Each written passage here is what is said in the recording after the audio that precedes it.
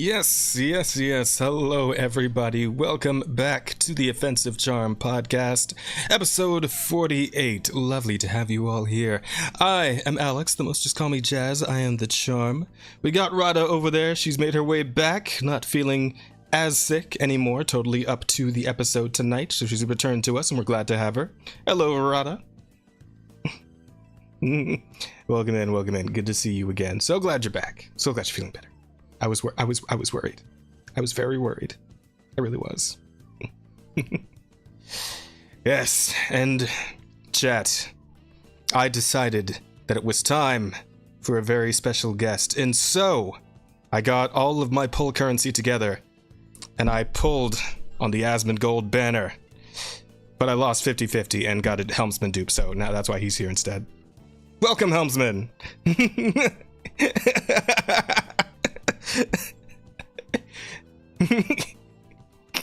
Oh no! Damn it.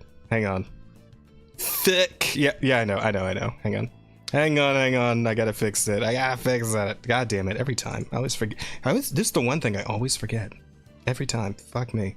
Because sometimes it's sometimes it's fine, sometimes it just works anyway, and sometimes it doesn't. So it's like I always get mixed up on it.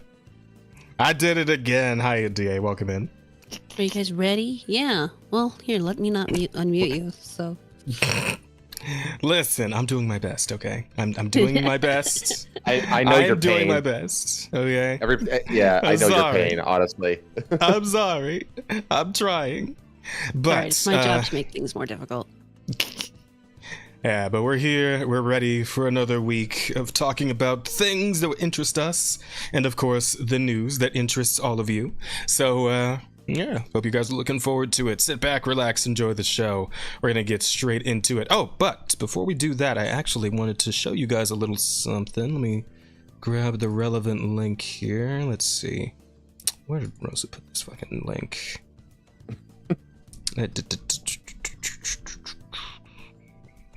It's in here somewhere. Hang on, chat. Ah, there it is. Check this out. We've got loading. We're loading. It's loading. Still loading. There it is, chat. The merch is ready. We got a Proud Chud sticker. We got a Proud Chud glossy coffee mug for you. We got a matte poster. We got several shirts and hoodies of various colors that you could put on and wear and show everyone your fucking autistic merch. Bullshit. Woohoo.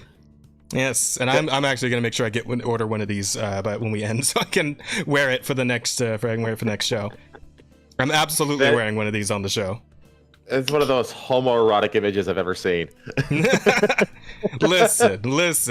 That explains why I'm not turned on. Listen, if you're gonna be a proud chud, then you gotta be flexing with the homies. This is imperative to the chud lifestyle. All right. What's that movie? Yeah. You know what? Never mind. Never mind. You realize I'm not gonna get porn? into it. No, it's not. But oh no. It's like that. Fuck it, I'll just do it. That like what's that Christian Bale movie where like he's famous for like he's fucking that girl and he looks in the mirror and he's like at himself. That would be Psycho. Yeah, that's what you look like. Yeah. You look like your fucking ass. And you're like, oh, no. Yeah. No, we just stand up totem pole style. We're just posing. We're just no, shut up. No. God damn it. Oh, I'm sorry. This is a mistake. I'm sorry. It was a mistake. Sorry. You know what? No, we're never bringing Helmsman on again after this. This is the last time. It's the last time. God damn it, Helmsman. I never thought of that. Never. I should have known. I love it. I should have known never to trust a furry. In all seriousness, it looks fucking like it's so like I love how cartoonishly over the top it is. It's beautiful. Yeah. It's great. Asta did fantastic work on this design. It's so good. So yeah, we got some merch items for you guys if you wanna spend some money. Yo, Hi, Senti! spending Congratulations on the monetization. Yes, we also have super chats. We finally have them. They're ready to go. Thank you so much for the $10 USD. That's our first super chat ever. Thank you. Also, guys, keep in mind, so Emerald, you have the question set up, yes? Yes. Okay, perfect. Yes. So Emerald has the questions set up, and that'll work the way it always has, where all the questions you guys send, we'll read them off at the end of the show. But now that we have super chats available, if you guys send us any amount of money, we will read your question in right then, as soon as it comes in. So all you got to do is send us, a little bit of cash, a little bit of something, and we'll go ahead and read off whatever you want to say right there in the moment. So keep that in mind. That is now an option. And we appreciate all the support you guys send to our way. So thank you for that. Hi, Senti. Much appreciated. And yeah, that's kind of it, I think. Am I forgetting? I feel first. You popped the OCP cherry. Exactly. Oh, That's where I God. was going with it. Our super chat virginity has now been taken. Yeah. There we go. Well done. No longer Well done. super chat virgins. Jazz is How bleeding about all that? over the place now. Oh, God damn. You can see it. It's right there. And there. Mm-hmm. Everywhere. It's a flood. No, let me know when you guys are done. By all means. It will never end, Jazz. No. Okay. No. All right. The endless flow. Got it. Look, Councilman, it's only gay if you bought him out. Just ask Nick Fuentes regarding his escapade with Destiny. Was that ever proven to be true? I don't know, but it's really funny. It's still funny don't- even if it's not. I mean, a That's the list whole of thing. things I wouldn't be surprised about that's on it, but at the same time, oh my God. Because I don't think it actually is true from what I hear, but Mhm. it's super fun to pretend that it is and just go with it. I mean, it might as well be true. So why not? Why not then? Okay, all right. That all aside, so yeah, guys, we got the merch store ready for you here. I'll link it in the chat as well, so you guys can head on over there if you want to grab a shirt or a mug or what the. Oh, there it goes. Okay, yeah. Sorry, for a second they're just like, oh, failed send. No, it did. It sent. Okay, we're good. Camelot would watch the video. It's his kind of thing. Camelot says he watched the video. Oh, the dick sucking video or whatever that was. What? Yeah. That was the thing, right? He was like giving him head or some shit. Wasn't that the? Was Supposedly, yeah. No, thank you. Are you Wasn't saying as, you? Yeah, it wasn't as in your face as the unearthed Razor Fist Jack in it video, but Oh God, close please enough. don't. Rada, are you saying that you wouldn't want to take the time out of your day to watch a man getting sucked off by another man? Yes, that's exactly what I'm saying. Understandable. Have a day. You know. I was gonna say, what is that implying about you, Jazz? No worries. I left myself an out on that one. Don't you worry.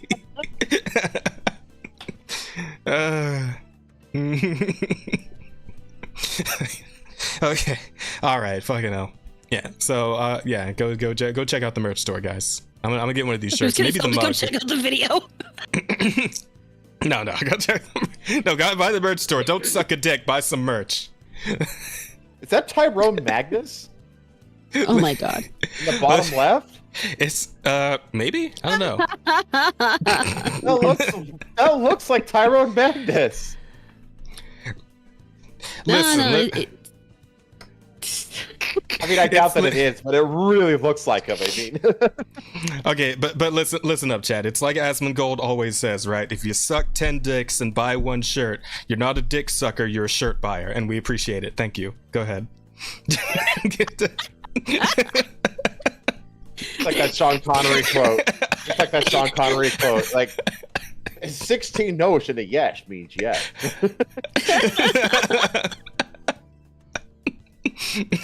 Don't suck a dick, buy our merch should be a title choice. We can make that happen. That's not a bad idea. We can put that in there. Don't suck a dick, buy our shirt. And then suck dick. If you want to, you know what? We don't actually judge here on the Offensive Charm podcast. If you want to suck a dick after you buy a shirt, go ahead and do so. If you don't buy a shirt, we will judge. While buying a shirt, you go ahead and do it. You know. Yeah. Yeah, I do You believe and your partner's shirt. I do believe Yeah. our shirts might come with some amount of cum resistance. So, you know. You can Test click it and around get on us. it. Let us know how it Yeah. works. You'll have to check the stats when it comes in, but yeah. Yeah. I prefer to be the control group in that experiment. the no-cum group.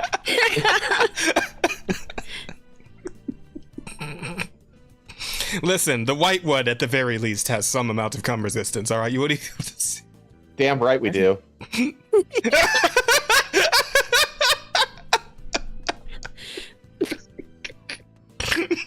Wish. I was talking about the fucking shirt. I know you were. God damn. I'm so glad I felt well enough to show up tonight. Yeah, we're already off to a great start. Holy shit. Whether or not you buy a shirt determines if you're a gay or a fan. Don't be a Dude, fan. every time that if I'm ever in a call with Jazz, like this stuff always happens. Like, Yeah, it does, man. I swear the time that fucking Asta was like explaining to us the history of the beef between Brazil and Portugal was like still one of my all-time favorites. Holy shit, it was so good. you see that Asta he got lost. He escaped his Amazon tribe looking for good internet in Brazil. Did you see that? Oh gosh. You want me to show? I'll link it for you. I'm gonna cover it on my show on Saturday, but I'll link it to you. Might have to check that out. Yes. Yeah. I don't know if exactly gaming related, but well, it's not. I am curious. It's 100% not. But I'm telling you that it's Asta. Asta here. Asta specifically. Yeah, it is Asta specific. Well, it doesn't say his name in the article, but like it's a spitting image of it. I'm pretty sure it's him. You know, like here. Let me. I'll post it under topics. Oh, I just realized that the person typing that comment was fucking Rosa. Hi, Rosa. There you go. Oh my god, can't stick around, but hope y'all have a good one. Love you. Love you guys. Love you too. Check out topics. Okay, all right. Hang on. Of course, Mercury she doesn't know who. Let's see. We're having our smallest side at the top of the show anyway. Might as well. Why is he in a loincloth? What? It's Asta. I'm telling you.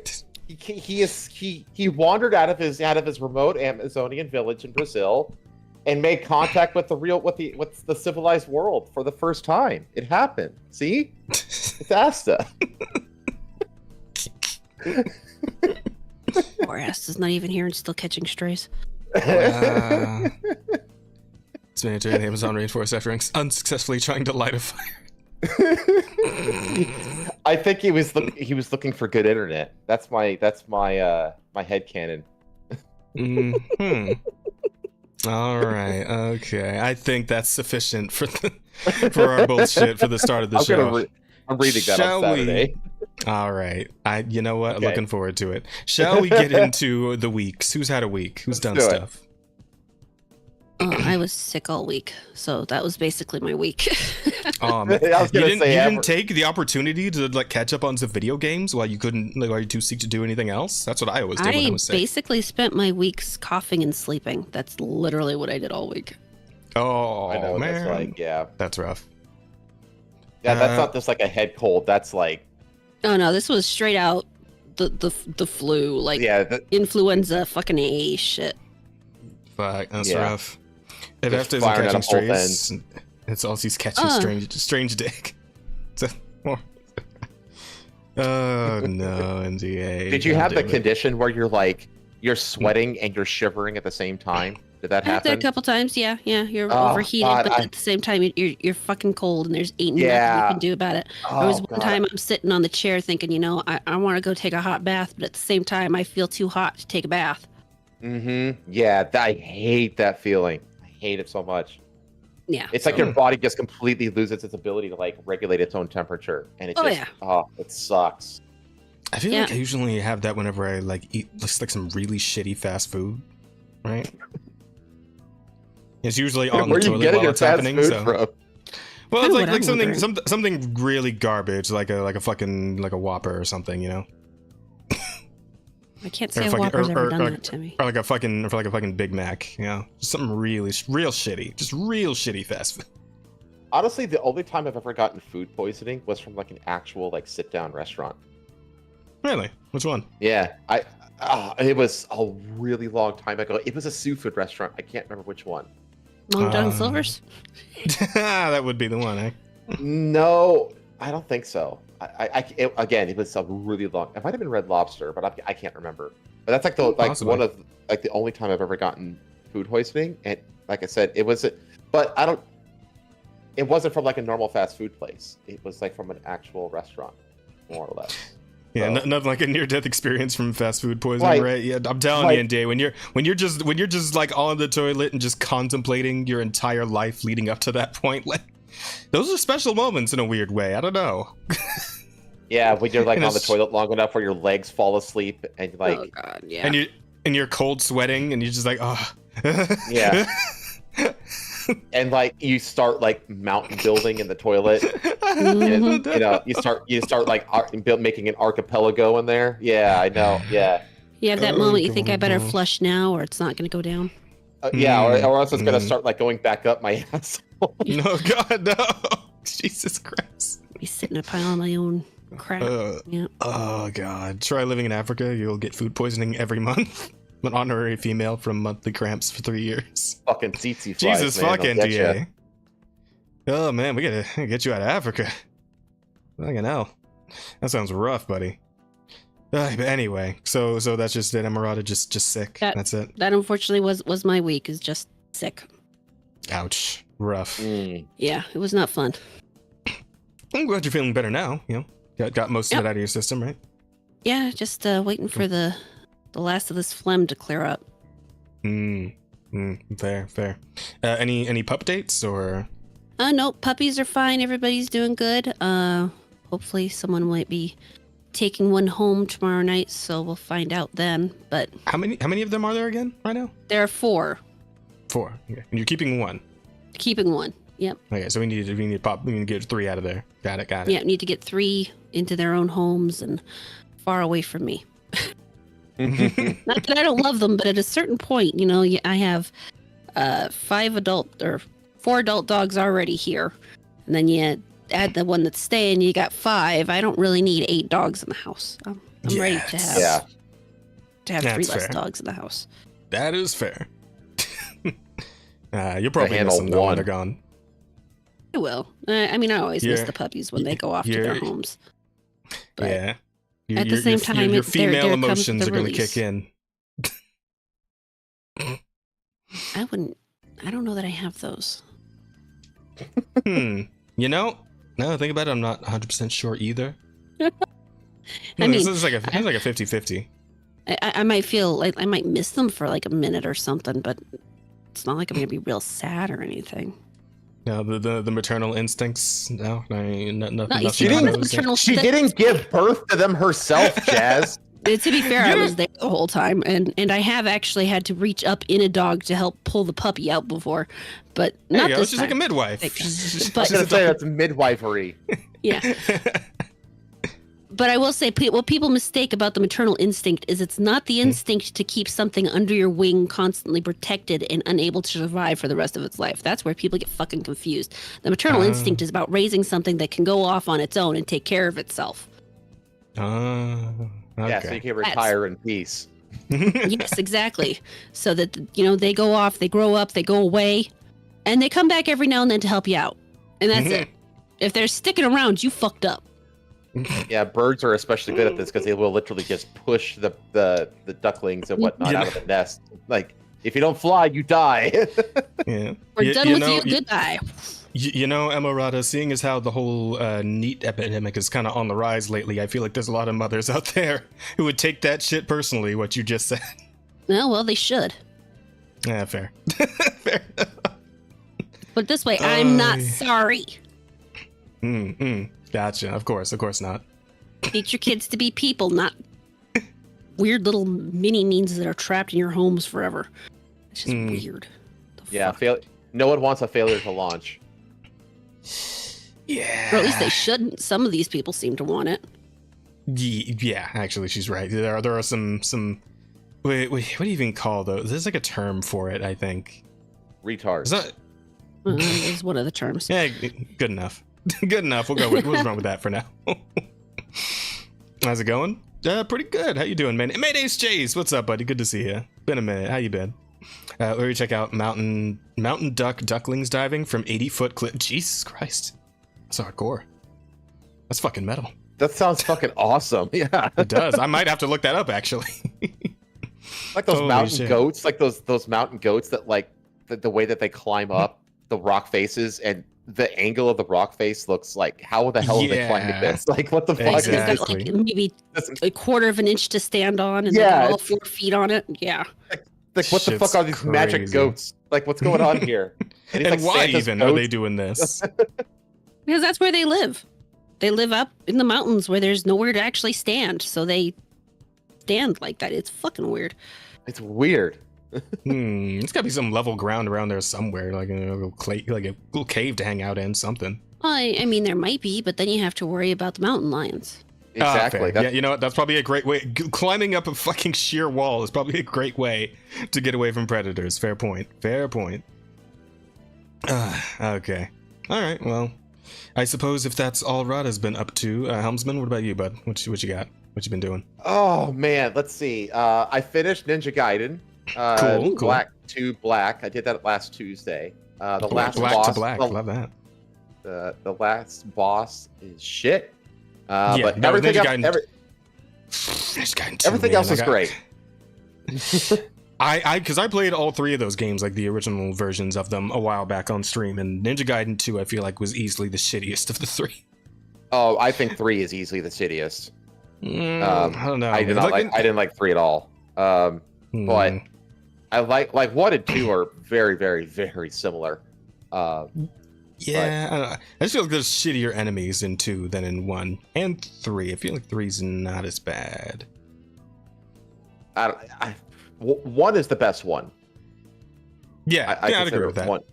Like I go in order. Like 1 is the best, 2 is the second best, 3 is the worst. I'm hoping 4 is just better than 3. So that would be nice. That would be nice. We shall see. I imagine we're still like probably a year out from that game. Actually, oh yeah, we won't see that till 2026. Yeah. I think 2026 is a release window for that. Mm-hmm. Oh right, there was that whole announcement thing, wasn't there? Yeah. Oh my God. Fuck. Now that I think about it, should we like go over this? I didn't put it in the docket, but should we go over the state of play thing? Yeah, probably. Probably. We can go over state of play.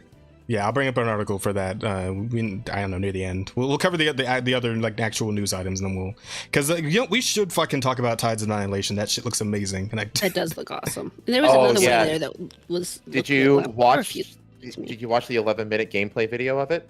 No, I didn't yet, but I did see the clip of like a good bit of the combat, and yeah, that's some Devil May Cry ass character action. It is so Devil May Cry, and it looks so good. It's It flows beautifully. And there's no like perfect parry, perfect dodge bullshit. It's basic like attack and dodge, and like you're summoning summon combos, because the whole idea is that you play like Guinevere, and Knights of the Round Table, all that shit. Like the magical summons are the Knights of the Round Table. Yeah, that's that's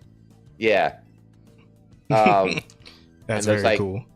Yeah, it's freaking cool. And I can't wait to play that game, but I highly recommend you watch the 11-minute gameplay video. Rose and I reacted to it on Saturday, actually. We just watched the whole thing. It's and it's the game that everybody else was talking about too. It's like the thing. That one stole the show. Yeah, it's the only. Yeah, no one else was talking about anything else in that 45-minute showcase. Though the Onimusha game, the new one, looks pretty good too. Yeah, but that's not coming till next year.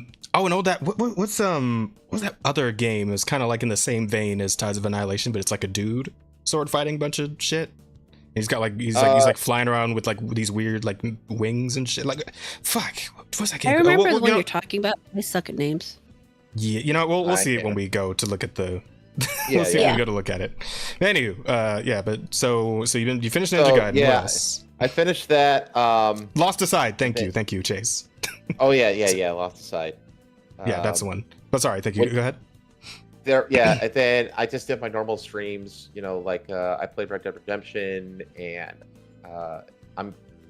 I made progress in Yakuza 5. But tomorrow I'm doing a marathon stream to finish Yakuza 5. I have to finish like 4 chapters in one go, because the new Pirate Yakuza in Hawaii drops on Friday. Hawaii. Yakuza like a pirate. Yeah. Yeah. Yakuza. And, yeah. And and that's like literally like Yakuza is like that's my jam, right? Like I've been streaming it every week for a year, you know, consistently. It is my absolute probably my favorite franchise, and so I will drop everything to play that. I think what I'm going to do is because it drops on Friday. I think. Wait, is it also the 28th, or is it this Friday? No, it's the 21st is when it drops. Which is so this Friday. Okay, this Friday. Yeah, got it. Yeah, there was a beta test, not a beta test. It was like a demo. A demo. I think it was a demo that released this last weekend. But I'm like, I'm not playing that. I don't want to spoil anything for myself. So, you know, I held off on blue balling myself so that I can play that. I'm probably. This release is gonna feel so good. Oh yeah, I'm gonna be wearing my cum resistant Proud shirt. Your cum resistant Proud He's gonna buy one of our cum resistant shirts down there, and he's gonna wear that while playing it. What I think what I'm gonna do is because I'm not gonna be able to play it because I have like a real job and everything, so I can't just like stay up till midnight and play it all day on midnight, that kind of shit. So I'm gonna do my regular Red Dead stream. I got the show on Saturday, and then I have martial arts as well. That's the other thing I did this week is I finally found a new martial arts school to practice in. Oh, cool! What are you learning? Well, I have a third stripe black in Kali, which is like Filipino martial arts. Oh, cool! But I haven't been able to do it. I wasn't able to practice it like a year before I moved to Florida. More than a year before I moved. Wow. So I've been out of practice for like almost 2 years with it. But I found a school that teaches it like 20 minutes away from my house. Nice. So I signed up and I get to go do that twice a week now, and I am very happy that I get to I have to start back over on a white belt, but I should. They told me that like they'll go probably quickly. Yeah, like they have like a fast track program that they can put me on, essentially. So I'm basically just gonna work to get into that fast track program so that I can catch up, essentially. Okay. Very cool. But yeah, that's really nice to be able to get back into that groove again. And, man, I wish I could. I wish I could too, but it's time and it's money. Those are two factors, and I don't have nearly enough of either to justify going back to the martial arts. Maybe someday. I mean, I got lucky because they happen to have classes like every day that I can go to. So they basically let you pick 2 days of the week with the plan, and I was able to pick 2 days that I actually had like time after work and before like my Japanese lessons. Nice. So it like worked out really well. I got really lucky that I found the school. So that's really cool. But yeah, but going back to the streaming stuff, with that new game coming out, I'm probably going to do a special stream for it on Sunday to kick it off, and then that's gonna slot in on the Wednesday stream for the immediate future. But cool. That's my week. I haven't really tried anything new. I started playing Subnautica today, which is like my worst nightmare of a game, because I have like a pretty decent case of thalassophobia. But I have played it before. I played it way back when it first came out. And then at a certain point, I just couldn't take it anymore and I had to quit. So I think I can get up to that point. I feel like, okay. Like it wasn't too bad today. It really wasn't too bad. There was a few scares, but nothing that like really like had me freaking out. Like there was one moment that had me like I need to take like give me 30 seconds, chat. You know, there was one moment like that. Yeah, probably like when I'm attacked by spiders in a game. Something you have like arachnophobia? I am a severe arachnophobe, and I refuse to play with that pussy arachnophobia mode. So. So I guess I guess what do you call it? Monster Hunter Wilds is off the table then. No, I probably won't play it. The fiance is playing it, but I mean, it's not because of spiders. It's just because not really my my scene. Well. Yeah. You screamed for a rabbit ray? Oh, you screamed from a rabbit ray. Yeah, like when you leave the pod, like you can leave it through either the top or the bottom, and if you leave it through the bottom, then you just like going right into the water. Yep. But like once you hit go, you can't stop. And when I hit go, the hatch opened and there was a rabbit ray like right there. It's so like it forced me like to just dive down right on top of one, and it freaked the shit out of me. That's actually, I'm sorry, that is kind of funny though. My editor's gonna have a field day with Subnautica. No, I'm sure. But yeah, I do get, like I said, though, I do get you, because like, yeah, open oceans are kind of freaky, man. There's all kinds of crazy shit in there. Like even I was kind of like, I can mostly deal with it, but there is like this thing inside me. It's like kind of unnerved whenever I'm dealing with something like that. Like I remember when I was fucking around with the environments that you can have in your VR headset. Like you know you can like use custom environments when you're in your main menu area, pretty much. Oh yeah. Yeah, and there's one of those. It's just like a fucking underwater base with like a giant fucking glass wall, and you can just see out into the open ocean. And there's like just a massive fucking whale swimming around out there. And it's like, because you're in a VR headset, awesome. it looks all, yeah, it is awesome, but at the same time, it's like slightly unnerving. I can't help but acknowledge that little bit inside myself. It's like, and that's cool, but I'm glad he's out there, not in here. Like this sort of thing, right? And Dude, it feels really real because again, fuck the open ocean, man. I hate it. I hate it so much. Yeah, again, like you're inside the headset. It's like it's a lot closer. It feels a lot closer than it really is. But yeah, but it's still cool. But I do get it. I haven't put on a VR headset in a really long time. So I know that it's come a long way. No, I don't have one. I have no VR. Oh, fair. I like it for Beat Saber. It's good cardio. Fair enough. But yeah, so yeah, I started playing, Subnautica, and that's just going to be like a normal. I'm going to finish it. I even got my editor to agree to join me in the stream as an emotional support verb, if absolutely necessary. Isn't Subnautica multiplayer? Like, can't you actually play with other people?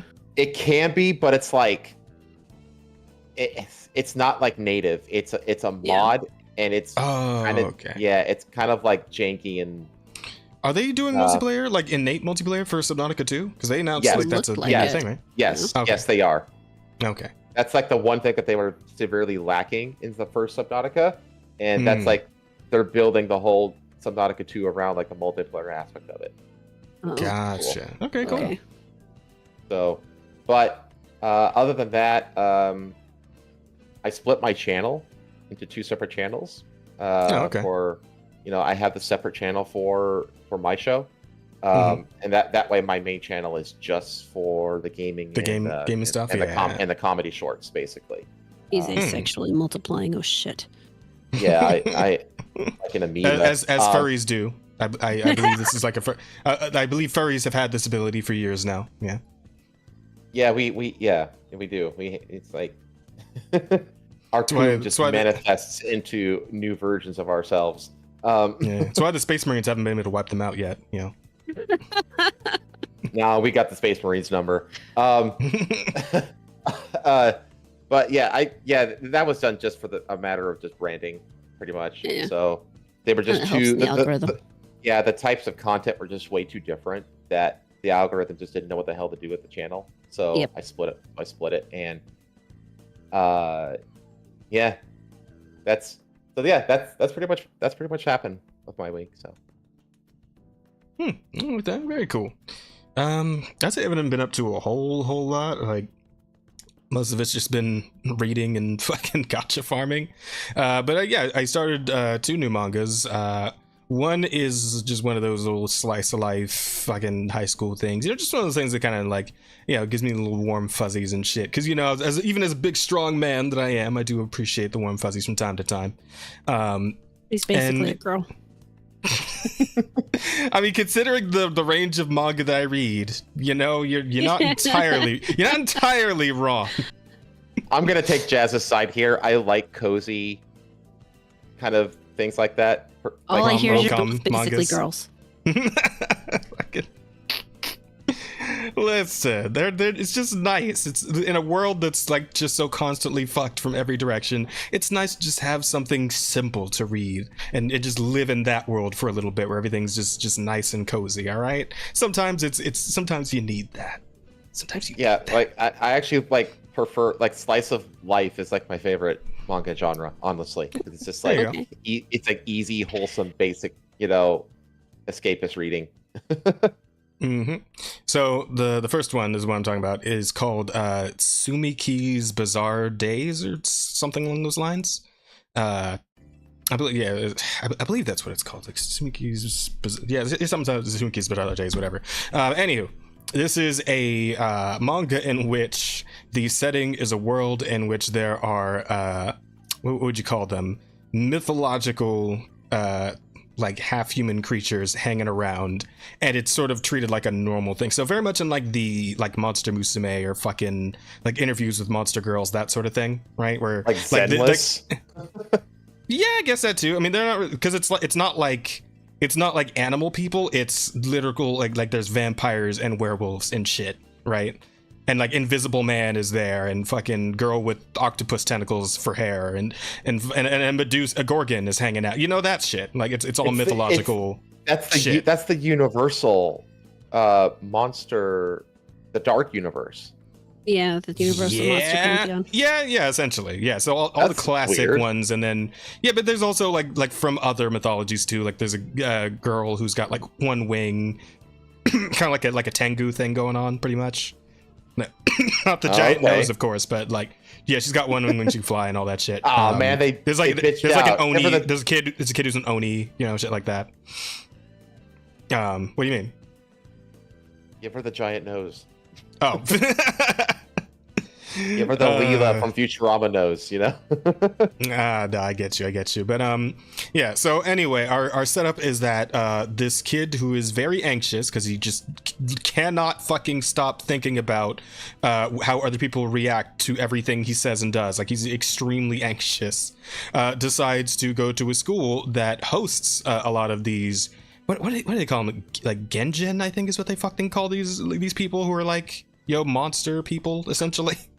I think Genjin is the term they use in the story, but he goes to a school that has like integration with normal humans and these guys, right? And he ends up meeting a werewolf girl named Tsumiki, the titular Tsumiki, and she is immensely outgoing, like ridiculously so. So, exact opposite personality. But because of this, he kind of comes to admire her because he wants to be like that too. He's, sick of kind of being in his own head all the time. And she, they end up getting along, and she kind of promises to help him figure that shit out. And it's cute. It's fun. It's good stuff. The first day they meet, she's like, hey, hold out your arms. And then she gives him a hug. And then she lifts him up because she apparently has super strength because she's a werewolf. And then she jumps out of a 4th-story window while carrying him. So, yeah, they just get right into it and get the ball rolling, and their romance begins, and it's just very cute saccharine kind of manga, but it's good stuff. It's fun. So there's that, and then the other one is actually an old classic that some of you in chat might have heard of. You may have heard the name Claymore before. I started reading that. Mm-hmm. And Claymore's pretty good. It's pretty interesting. I'm liking it. So those of you who don't know, Claymore is a manga about these warrior women who hunt these monsters called Yoma, I believe is the name they use for them. They're like these weird shape-shifting demons. They can like take the appearance of human beings, and they kill and eat people's innards. Just the innards, like not like the head or arms or any of that. Just the organs. That's all they want. But they'll like hide among people in villages and kill them and eat them in the middle of the night, all that sort of shit, right? So the Claymores show up to help deal with this problem. And the thing about the Claymores is that they are actually half Yoma, right? Apparently at some point humanity figured out how to fuse Yoma like DNA into a normal human being to make these super soldiers that are like faster and stronger than Yoma. It's going off like Saiyan half-breed logic essentially. But yeah. So their whole thing is that they hunt down Yoma and they wield giant fucking claymores while doing so, which is why people call them claymores. And it's pretty cool. Makes sense. Yeah, it's pretty cool. And like I'm only like 15 or so chapters in so far. I get very much. It feels like reading early Berserk a little bit, like the first arc of Berserk. Like so far, it's very similar. It's very visceral, very violent, but it's very cool. Oh yeah, and of course I always forgot to mention, but the reason the Claymores are all women is because apparently the procedure to mix a human with a Yoma only works on women. So yeah. But of course, you won't see the Twitter feminists making a big fucking stink about that, will you? Will you? But yeah. Anywho, but yeah, it's good. It's good. It's very, very enjoyable. There's been a few like little twists and turns here, something you wouldn't expect in the first few chapters, and it's been good. I've been enjoying it, and it seems like I'm not sure if this is going to be like an ongoing thing for the whole series, but it seems like you'll be switching focus between different members of this like Claymore organization, because the first like 5 or 6 chapters were one character and then immediately switched to a different one. So it might like go back and forth. There might be like several Claymores you follow. I don't know. I still need to read more of it. Again, I'm not super deep into it yet, and there's like 150 chapters or some shit to read. So I'm gonna keep on it though, because I'm enjoying it quite a bit so far. It's pretty good. Now, the last thing I would want to touch on, and I touched on this a little bit before we started, but Rosa and I were getting ready to record a video for the OCP channel, doing a quick look at a new indie game that is coming out, and this game is called Rizimon. And how to describe this? Well, the way the creators describe it, the French creators, 410 Studio, I believe is what they go by, it is a Pokemon parody game that is very much in the vein of South Park-esque humor. And having played through the demo with Rosa earlier, it very much is that. So, a quick, I'll just put this in the SB roll while I talk about this. The game's fucking nuts. Just completely crazy with how this whole thing is set up. So the intro, right? Your intro is that you're a guy who is living at home with his mom, and and you are fucking weird. Like your room is just filled with like piss bottles and weirdly crusty socks, and your bed's like a horrific mess. And just so your ass been gold. Yeah, fatter, but yes. This guy here, this little Luigi-looking dude, is our main character, and there is no like gender choice on this one. You play as this guy. You can try. You like the professor who goes just by Doc. He doesn't have like an actual name. Shows up like he hacks your PC and like VCs you, and he's like, so hey, just to get started, you put your name. You a boy or a girl? If you try to choose girl, he's like, yeah, a girl. You sure about that, you fucking creepo asshole? He just immediately calls you out for it. You fucking Mexican otaku. And it's like, I'm very curious. I'm gonna have to replay the demo, because there's also an other option, like male, female, or other. I'm so curious to see what it says if you try to choose other. Oh man, that'd be great. But yeah, so your mom accidentally because for whatever the fuck reason, one of your piss jars ends up in the fridge, and your mom thinking it's apple juice. Well, yeah, it goes the way you exactly think it would, and she gets super pissed and kicks you out of the house. And so yeah. You know what? I wasn't even trying for that one, but good catch. And so your Rizimon adventure begins, as you are now homeless and need to go figure out how to sustain yourself. So the doc shows up. He gives you a starter Pokemon. The fire one is what we chose, because obviously Rizimon, you mean? Yeah, God damn it. I was doing this the entire time during the actual recording too. Oh god, it's gonna show up a million times. But yeah, we chose the fire Rizimon, and we started our adventure. But before we could leave the starter town to go do the first I call it quest, I suppose, the objective, which is the doc tells you to go to the fucking convini and get him some, like, a 6-pack of beers, while he goes in your house to fuck your mom, by the way. Like he just tells you that he's gonna go fuck your mom. Like, they just took the Professor Oak meme and just put it into the game as a real thing. Like, not subtextual, he just tells you he's gonna go fuck your mom. It's crazy. Hurry up, hurry up. Bring back the condoms before it's too late. Yeah. So on when you're on the way out of town, you end up running into your cousin Chad, who is a fucking Chad, right? Like he's obviously super successful. He's nicely dressed. He's got a hot Giga Stacy girlfriend on his arm. And then he's like, "Oh, you're going on a Rizimon adventure? Well, hey, why don't we have a little Rizimon battle? You know, just to see what yours can do." And so you throw out your little level 5 fucking Charmander or whatever, and he throws out like a fucking level 70 Machamp and stomps the shit out of you. It's great. Like it's funny because I was talking to Rose, like when we walk into him and it's like he's like, "Oh, he wants that Pokemon battle." I was like, "Oh, Rose, I think it'd be fucking amazing if like they just completely turned the first rival battle on his head and just had him kick the shit out of you." And that's exactly what happened. It's great. Oh fuck yeah! So that would be happens. funny if they made the whole thing like you fail upwards through the whole game. That'd be funny. I mean, from what I can tell so far, you are just kind of like doing it. Like obviously you're this, you know, kind of chubby loser looking dude, but I mean you're doing it. You're training your Rizimon as you normally would, and it is what it is. And the Rizimon designs are quite interesting, I must say. What's up? I was gonna say like the battle environments look beautiful. Yeah, no, the game's actually the sprite work here is fucking incredible. Actually, yeah. Like it looks like is it Pokemon Black and White where they started doing like the moving sprites for the game? Right? I think it was that, right? Oh, was I don't know. I think it was Black and White. God, he's Naruto running. Yeah, the last Pokemon game I ever played was Pokemon Yellow, literally. Oh, okay. Yeah, I think Black and White is when they started using the animated sprites for the Pokemon. And this game has a similar thing where all the Pokemon are like have animated sprites and they all look What really is going nice, on actually. with that O? You know, what is going on with the O? We decided what is going on with the O? We decided not to talk about it, as a matter of fact. But it needs to be talked about. What is going on with that O? I could not tell you, sir. I could not tell you. It's not on every screen, interestingly enough. It's only not on every screen. Screen. Yeah, just the title screen. But why?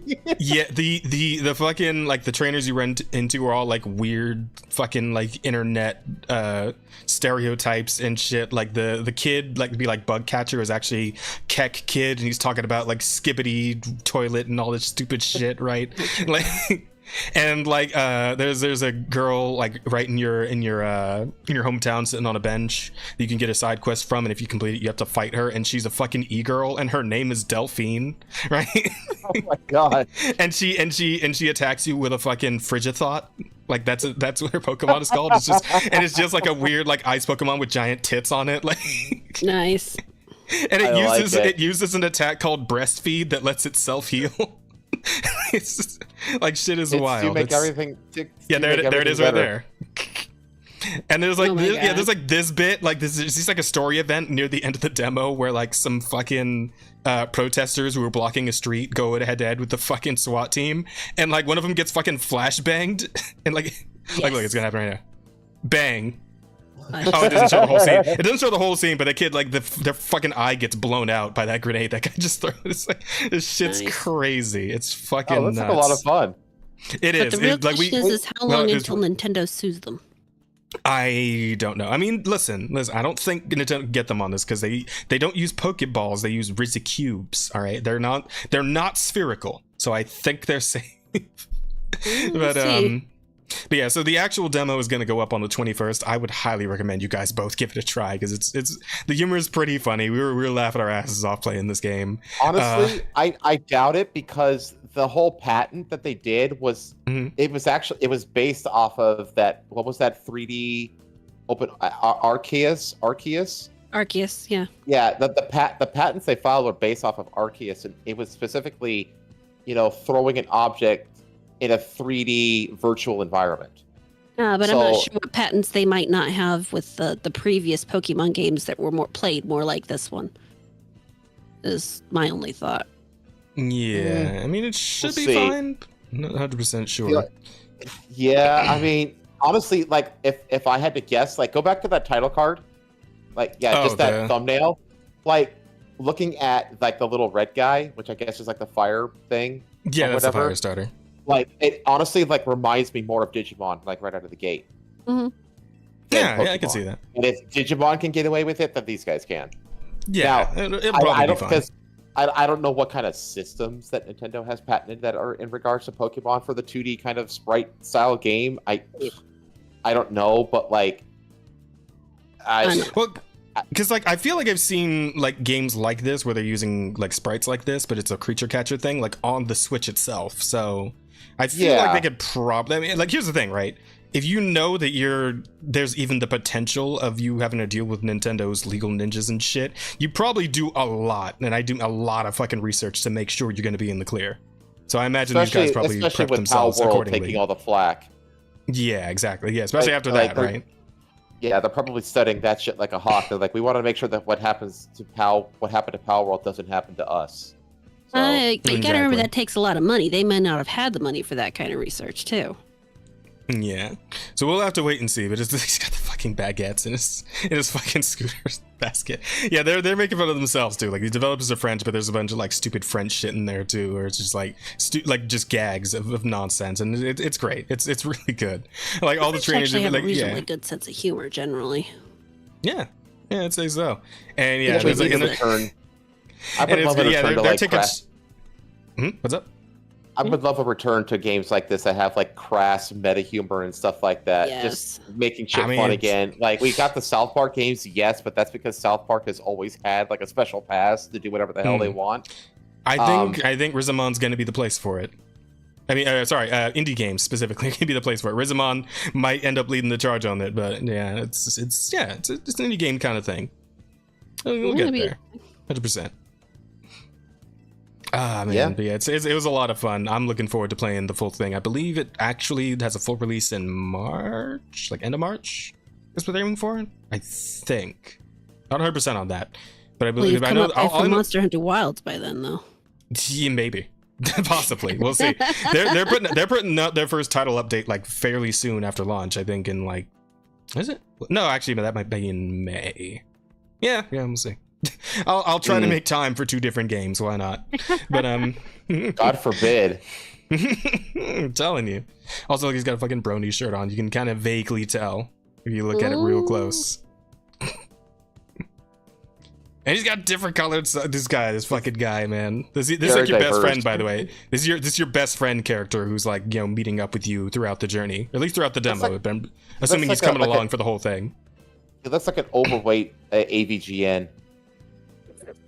So AVGN? Angry video game nerd? Something like that, yeah.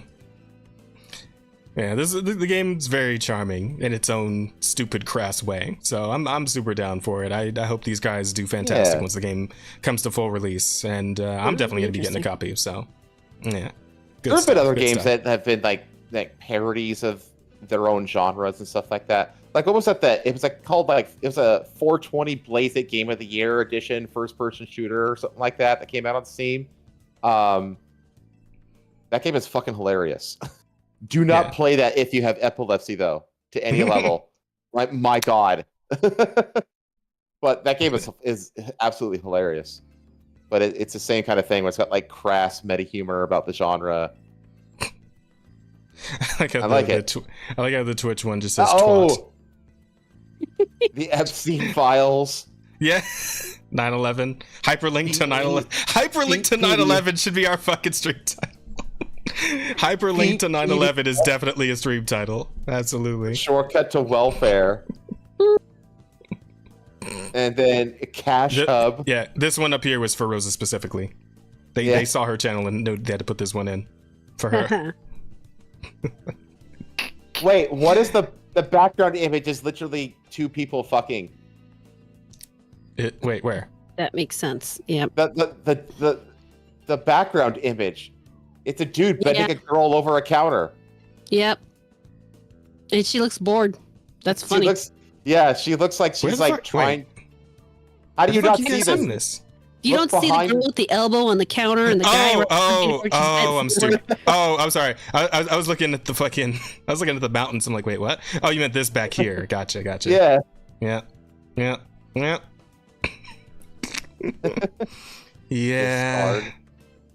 Yeah. So this is that kind of game. Like they are absolutely going over the top, like full fucking.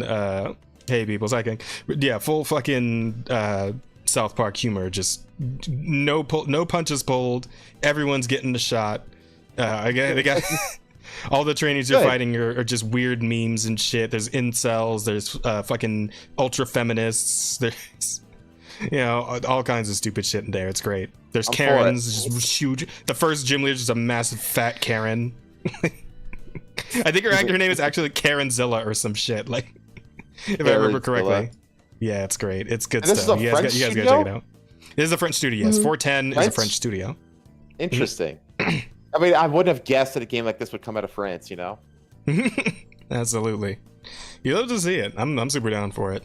Yeah, that's me though. That's pretty much all I've been up to. Let's make this game so successful that they can buy Ubisoft. Let's go. That would be so fucking funny. They can partner absolutely hilarious. They can partner with Vivendi and become an impossible to overwhelm force. Just. Oh man. Hang on, I gotta write down these podcast titles so I don't forget them. Hyperlink to 9/11. Wait, what was that first one that someone said? Fuck, I gotta scroll up in the comments. Oh crap, I can't remember either. Oh, don't suck a dick, buy a shirt. Oh, that's right. And then suck a dick. I can't fit all that in the title. That's too much. You got 100 characters. You could do that.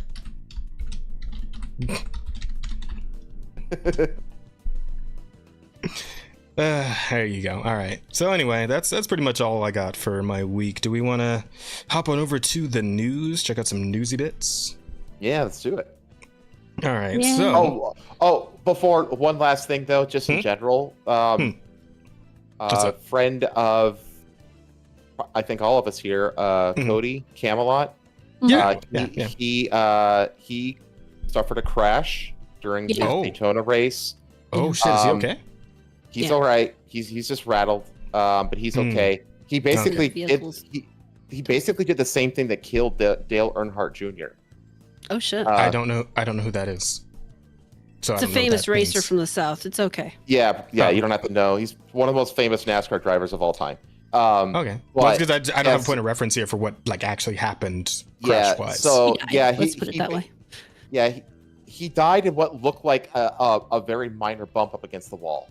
Like it didn't look like a super bad crash at all, and it killed him. And it was senior, not junior, apparently. Yeah. So like a heart attack thing, maybe. No. I don't know. No, too bad a shock to his heart. No. No, it was like a whiplash kind of thing or something. Yeah, it's one of those things where it doesn't look bad, but when you look at the inertial forces and everything that went into it, it was bad. Mm-hmm. Yeah, exactly. Okay. So, gotcha. But Cody, he got clipped on his rear tire, and he was pushed out of the lane, and he actually ended up going on the inside. I think I can't remember exactly what happened, but no matter what, he's all right. He just he crashed out, but he's going to be in Phoenix in a couple weeks. So he's still out there racing. So cool. Yeah, cool. Very good. Just an update. Just an update on. Yeah. Okay. Good. Very good stuff. Oh, it was senior. Sorry, Dale Earnhardt Senior. Sorry. Yeah, no, it's all good. Thank you, chat. All right, I'm glad to know he's doing all right. Though I'll have to send him some well wishes when I get the chance. But that aside, when we're talking about the news, we do have an interesting one. So we actually did touch on this last week with just me and Asta, because Rada was out. Me and Asta talked a little bit about how Trump signed into existence the Gulf of America, renaming the Gulf of Mexico to the Gulf of America.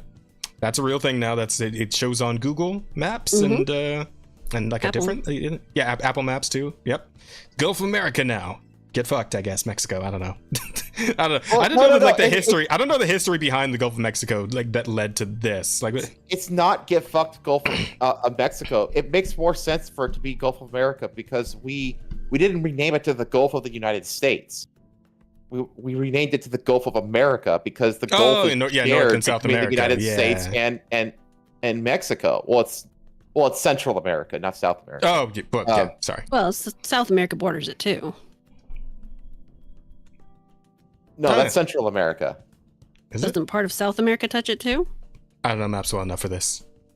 No, not the Gulf of... No. South America doesn't start till you're south of Panama. Right, but it's also pretty big. but that's not the Gulf.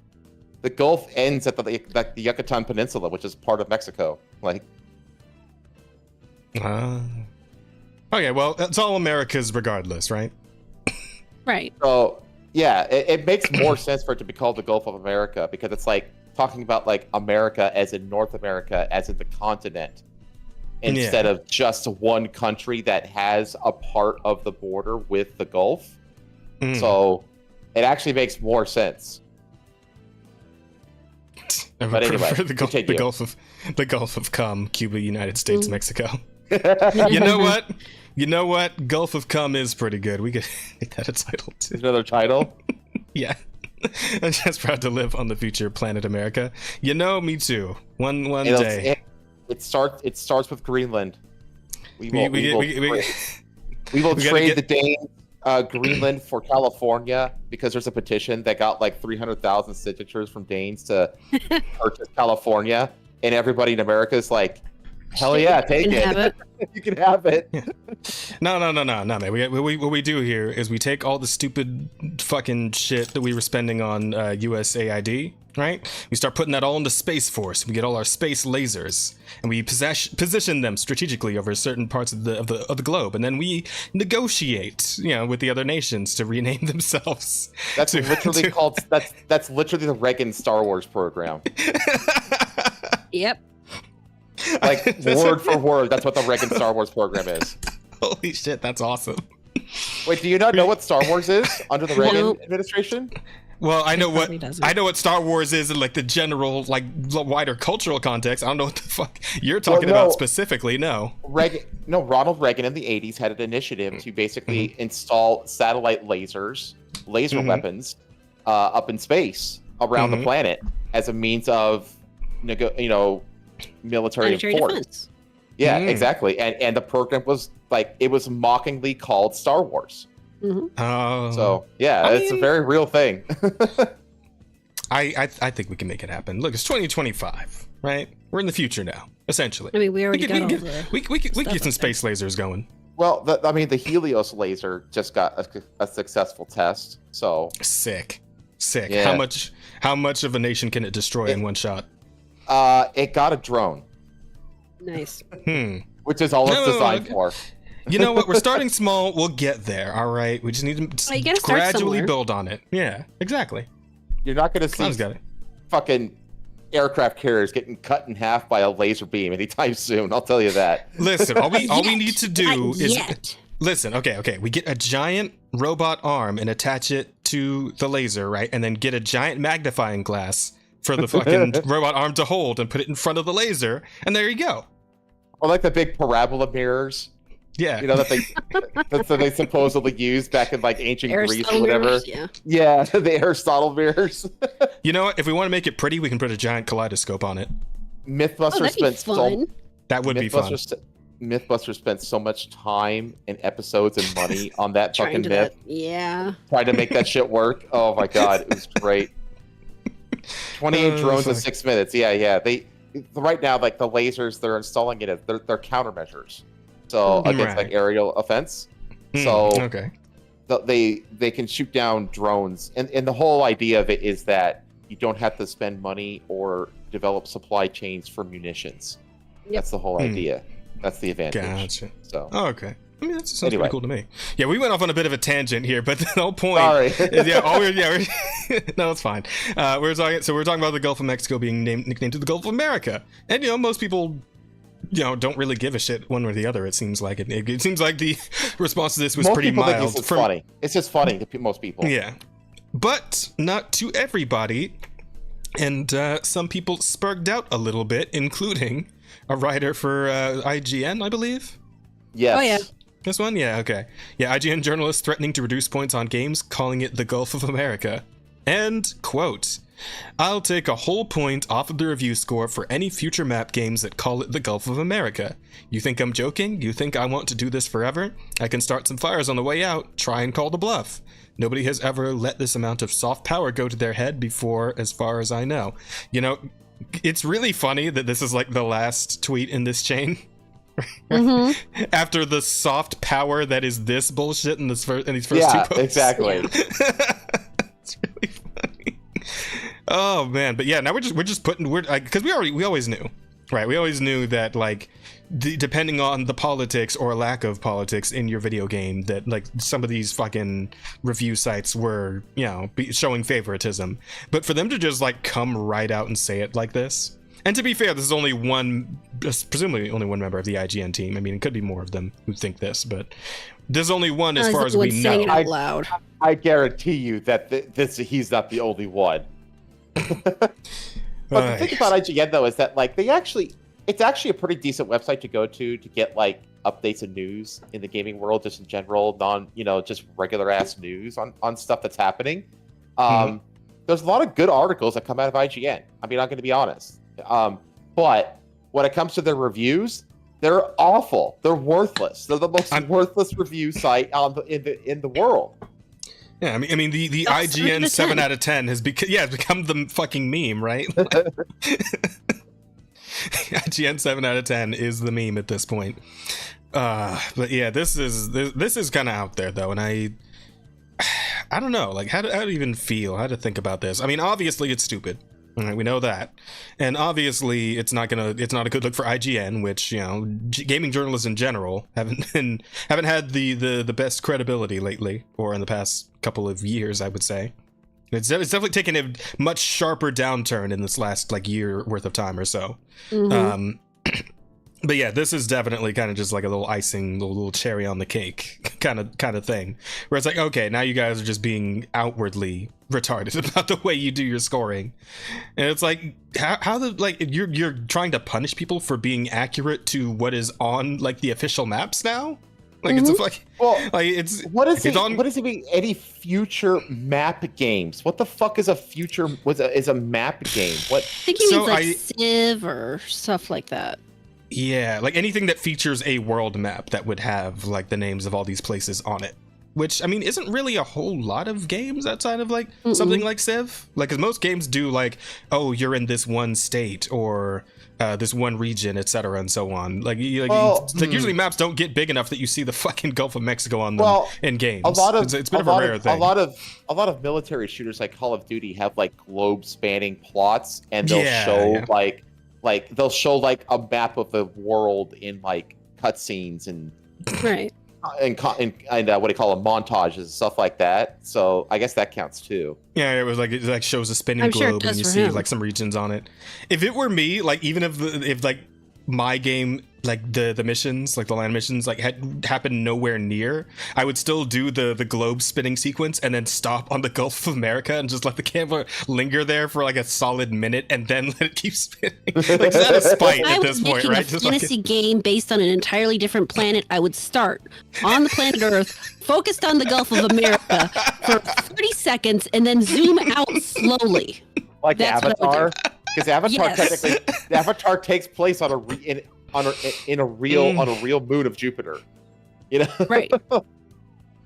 That's what I would do. I mean, I don't care what game I'm making. I'll find a way to get the fucking Gulf of America in there. Are you kidding me? Oh yeah, so, like I'm at the point now. I'm at the point now where when it comes to like the culture warriors, like I want game devs to just insert just the smallest little thing that'll trigger literally anybody on any side. Well, here's the thing, right? All they actually have to do is, if it's a created character, and all they have to do is, if it's a created character, just put in male or female, and that's all it's gonna take.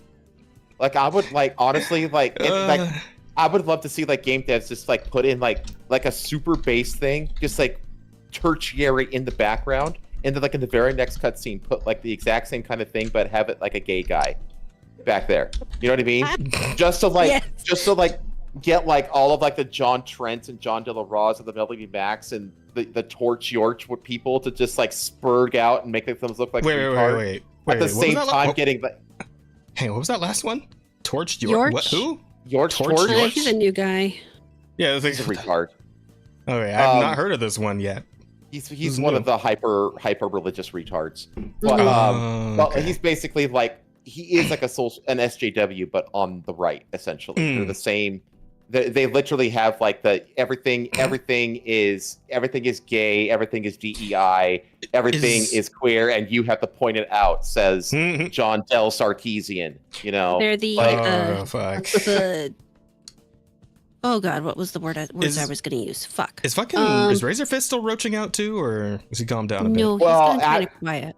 He's not quiet. He still has viewership, but he like quit side scrollers and he basically kind of retreated to do his own shit.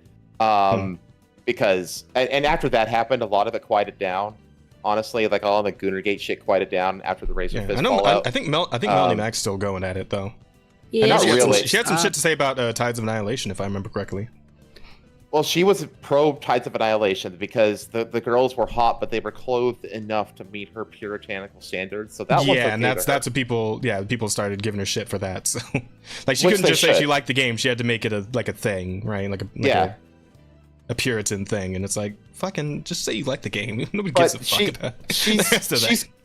She's quieted down too quite a bit. Okay. That's good. The one that's still like spurting out like psychopathically is fucking John De La Rose. He's the one who's like, he won't stop just like self-owning himself, like left, right, and center. It's fucking pathetic. But but I want them to spurg out, and I want like people like this Len person to spurg out. I want all of these weirdo freaks to just spurg out, and like I would just want them to be jaded and miserable for the rest of their lives. That's what I want. I'm unusually cruel, and I would be totally fine if they did a character creator, and this might get me in trouble with people, but fuck it. I'd be totally fine if they did a character creator that had male, female, and top scars. Yeah, just to piss them off. Yeah, that's one of the gender. Top scars is just one of the gender options. Yeah. Oh my God! Yes, that would be even better if it was just one of the genders. Holy shit! Oh, I thought that's what you were implying. No, I was saying that it would be something you could put on the character, but you know what? That's even better. Make it one of the fucking genders. Dude, yeah, if you make it one of the genders, that pisses off literally everybody, right? Everything, man. I'm cool with that. Because that's like woke and base at the same time. It's like base of the day. It's like... Go ahead. Emerald's just like, yo, our gender options? We got you. We got male, we got female, and we got confused. Take your pick. Oh God. That's so fucked. Male, female, and type C. Body type C. Male, female needs a therapist. Holy shit. Yeah, type C is actually amazing because no more type A, type B, just male and female and type C. That's so good. That's clever. That's a clever one. I like that. Well, that's why type A and type B were always bullshit, because they only did type A and type B because they were obvious bullshit stand-ins for male and female.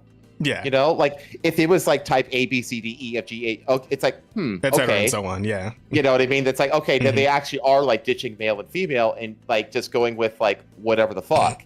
But because they only ever did type A and B, it was like clearly just like bullshit, pandering, replacement terms for male and female. So if you add male, female, and then type C, that'll trigger everybody. That'd be great. I want to watch those videos. Yeah, I just want these fucking people to just spurg out and be miserable and jaded while the rest of this, like, because to me, whenever I see like woke shit in the game at this point, it's just something for me to mock on stream. That's what it is. That's what it is for me.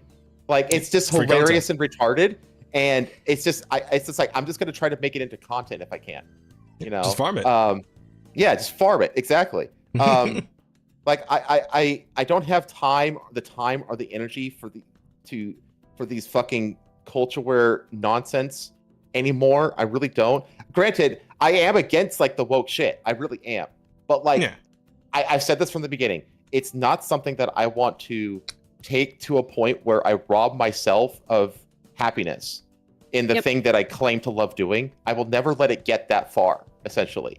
And a lot of people, and you see what happens now when people do let it get them that far, where they're missing out on these like really amazing experiences in a lot of these amazing games.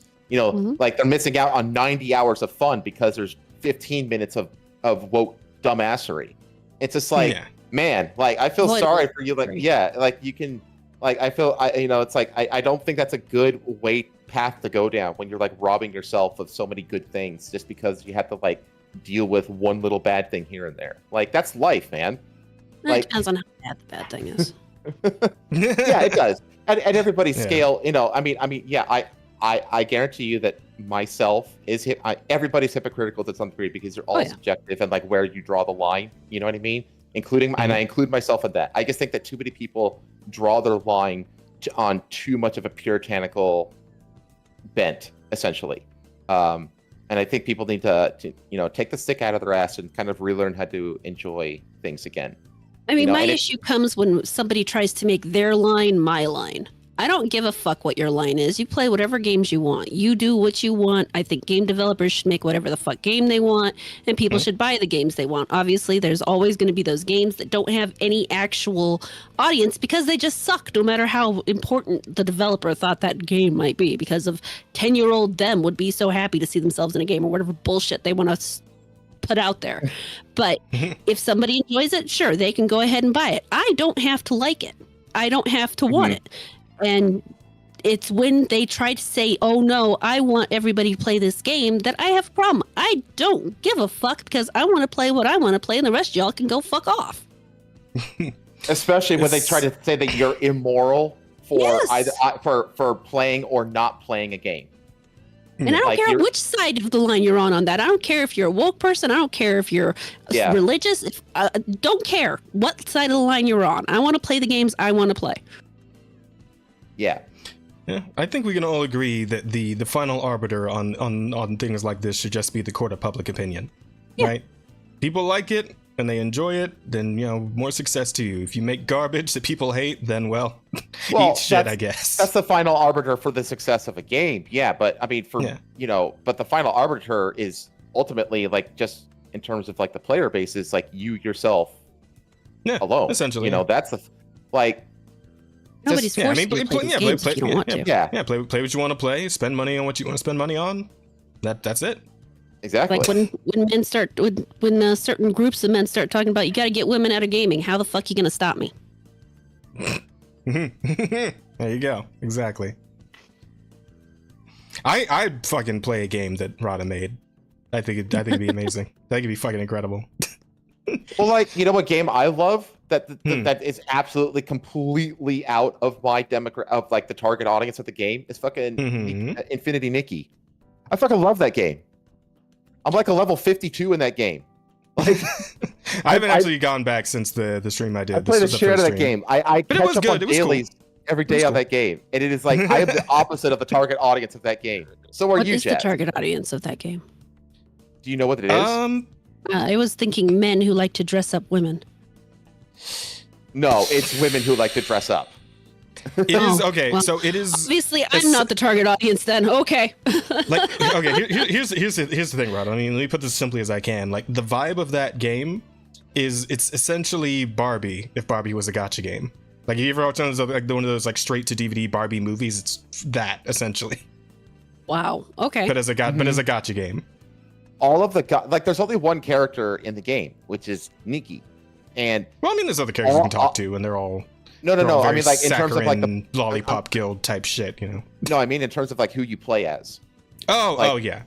There's no character collecting. All you collect is fashion. It's clothes, yeah. That's what all of the gacha is. It's fashion and clothes. The whole game is centered around outfits and dress up. That's the definitely not the target audience for this game. But I will tell you right now that the outfits and the fashion is gorgeous. It's absolutely gorgeous in this game. So I'm sorry, Helmsman. I believe Rod is too manly for this. I don't. Yeah, she's flopping her big old Cthulhu dick on the table. You're saying that, and I'm thinking, how can I blow this up? I don't care. I enjoy it. I enjoy it. But hey, but that's the thing, though. It's just like that's I have no heart. No, you play. Yeah, exactly. Yeah. No one's gonna call you a fag, Helmsman, for liking Infinity. Oh, they can, but I don't care. Use that word, but I will call you gay. But I mean, I am a misspelled baguette, indeed. No. But I only say it out of love. It's not like I'm saying it to be mean or something. Absolutely. Oh yeah. But the bottom line is like this kind of spurging out. There's really no need for this shit. No, right? that's just retarded. Well, not speaking of spurging out. Oh, sorry. It's also just the lacking of professionalism, as well. Yeah. Like this is one of the reasons that I can't stand like seeing the rhetoric from like John De La Rose or that kind of stuff. Is that these people like they run journalist websites, like Fandom Pulse and stuff like that. Like John De La Roz runs Fandom Pulse. He owns that site.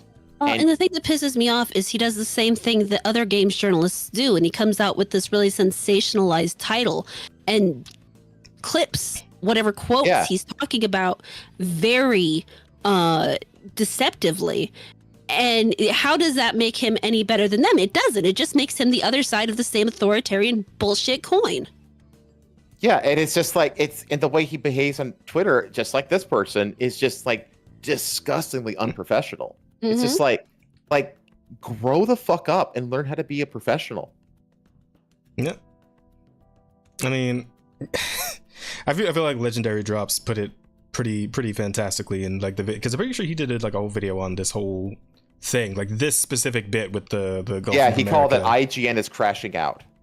And like the way he phrased it in that video was just spot on. It's essentially what you just said, you know, like the professionalism, the focus on what you're supposed to do as a games journalist, which is talk about games, inform people about games, review games on their merits as entertainment, not as a political statement, not as some sort of fucking soapbox that someone's standing on, just a fun experience for the person spending their hard-earned cash on it, because that's all anybody wants, right? Is to spend their $60 or $70 or whatever the fuck, and just know that they spent their money wisely and they're enjoying what they paid for.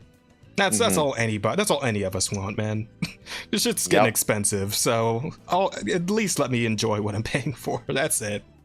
This is why like outlets like Skill Up and stuff like that are super popular, because they don't inject, you know, political stuff or drama or whatever this or that into like they just talk about the games, you know, and that's why they're so popular. Yeah, absolutely. And them and like all the YouTubers that people are starting to gravitate towards for their info on these games, right? People like Legendary Drops or fucking Asmongold or Tectone, you know, if you're doing gacha specifically, or, you know, any of those sorts. Like, and I see like Legendary and Drops. And you, yes, and our wonderful Emirata here. But sorry, go ahead. But like another one is like Luke Stevens. He's another one who he stays away, you know, from the political bullshit. He acknowledges it as a thing, but he doesn't like go into it. He's like, there is this thing that could affect it, you know. That's not for this conversation though, and he just focuses on the game. And these particular kinds of YouTubers are the ones that are like gaining a lot of traction right now, because normies are really quickly getting sick of the culture war drama and bullshit. And and they just want to just talk about the games. And that's why they're the ones who are like kind of on the up and up right now. So good shit.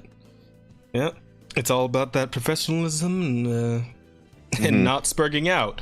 But you know who doesn't understand either of those concepts? Unfortunately, our good old friend Greg Miller, perhaps you guys remember the name. Oh God. Has been spurging out again. Yeah, and he even recorded his spurg and uploaded it himself to Twitter. So sure he's himself. Our friends hosted he's almost ratioed.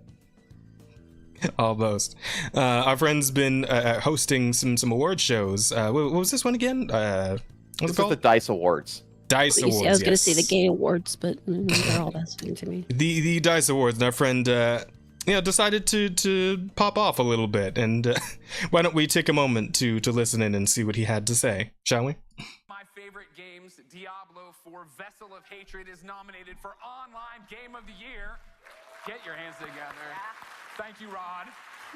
Of course, that is a game that takes real skill. It does. Yeah, and I'm not trying to flatter Unlike that haircut here, but if I know one thing about this audience, is that none of you had to pay someone to play Diablo for you.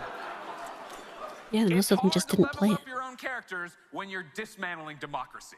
I feel like we're in good company here, but just in case for the people online, if you get mad at that joke, it's Greg Miller. Greg Miller. Fuck Elon Musk and fuck Donald Trump. And these people bitch about the Game Award, the real Game Awards from over starting Craig as like a political. All they ever do. And it's like they could even just like, it wouldn't even been as bad if they just left it at like the subtle joke that they started with and then just left it there and just continued on with what they're actually supposed to be doing with their award show that they're hosting. But then they just go like all the way in, they spell it all out for you, just lay it on the table, put it right in your fucking face, and it's like, that's it's because like, God, these people don't understand subtlety. nuance either. There's an art to subtlety at the very least. Like, come on, if you got to do it, at least be subtle.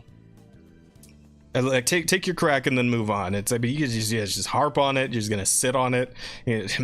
God, the best like, insults are the ones who make the target laugh. Yes. Yeah, I'd say so. Like, if you're gonna insult me, make me laugh. Like, I want to laugh at the insults that you throw at me. If you can make me laugh while you're insulting me, I will give you props. Yep, exactly. Here, bunch of slap-jawed faggots around here. Perfect reply. I knew that clip before you unmuted it. Yeah, same. Oh, fuck. He almost got ratioed for this. Remember, let's not forget that.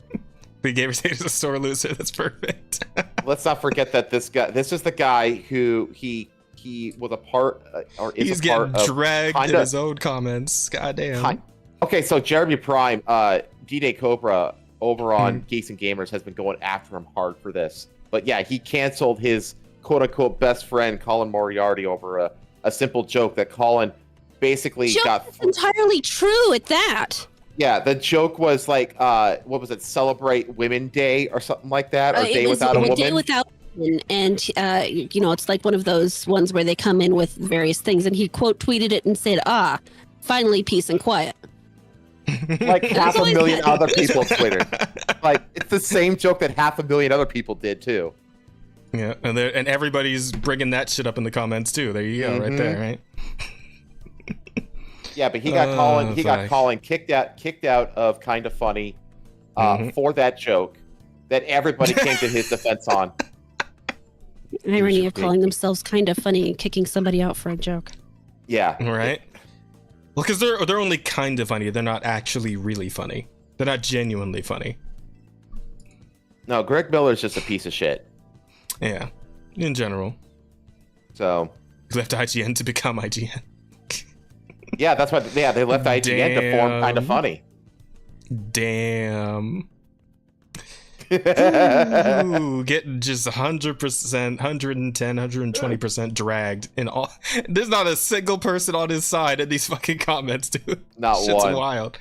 And that's hard. That's kind of hard to do on Twitter because they're like stupid motherfuckers who will stick up for anything. Yeah, they all went to Blue Sky. Yeah, I guess so. Eh?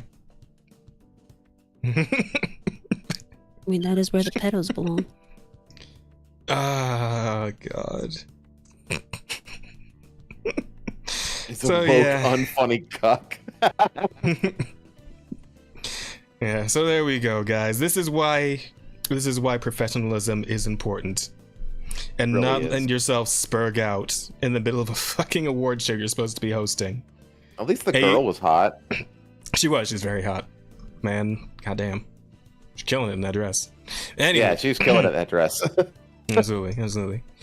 But yeah, that's that, I suppose. I suppose we can move on to the next thing. Yeah, we got more going on with the fucking Nintendo Power World lawsuit shit. This is just ongoing. This is the one where they got rejected by like almost all of them. I believe so. Let me see. Okay. And Nintendo and the Pokemon Company have continued filing new patents in what appears to be an attempt to strengthen potential US litigation against Pocket Pair game Palworld. At present, Nintendo is only coming after Pocket Pair through Japanese courts. However, recent patent filings appear to indicate possible future moves in US courts. As previously reported, Nintendo has been updating and filing patents covering what appears to be basic game mechanics. For instance, this patent will cover characters on a field, throwing objects, and summoning fighting characters to battle with field characters. Yeah, so that's such bullshit. Yeah, it's a little too vague for me, dog. Okay. Seemingly in response to this patent and litigation, Palworld removed Pal Spheres from the game in order to reduce their similarity to Pokeballs. Yeah, not like Pal Cubes or some shit, right? Yeah, and they just hold them out in the palm of their hands. And so the creature appears next to them as opposed to so they're kind of place it somewhere. So they kind of behave like wands now, like summoning wands. Mm-hmm. Gotcha. Though that is the thing they did in the Pokemon like anime, right? Where you just hold out the ball and then like the red laser would shoot out the Pokemon, right? Yeah. That's how they would summon them. Yeah. Yeah. So They would summon and recall them that way. Yeah. Like the only time that they would throw a Pokeball would be to catch one. Yeah. Well, I mean, sometimes they throw them when they're like doing an actual battle.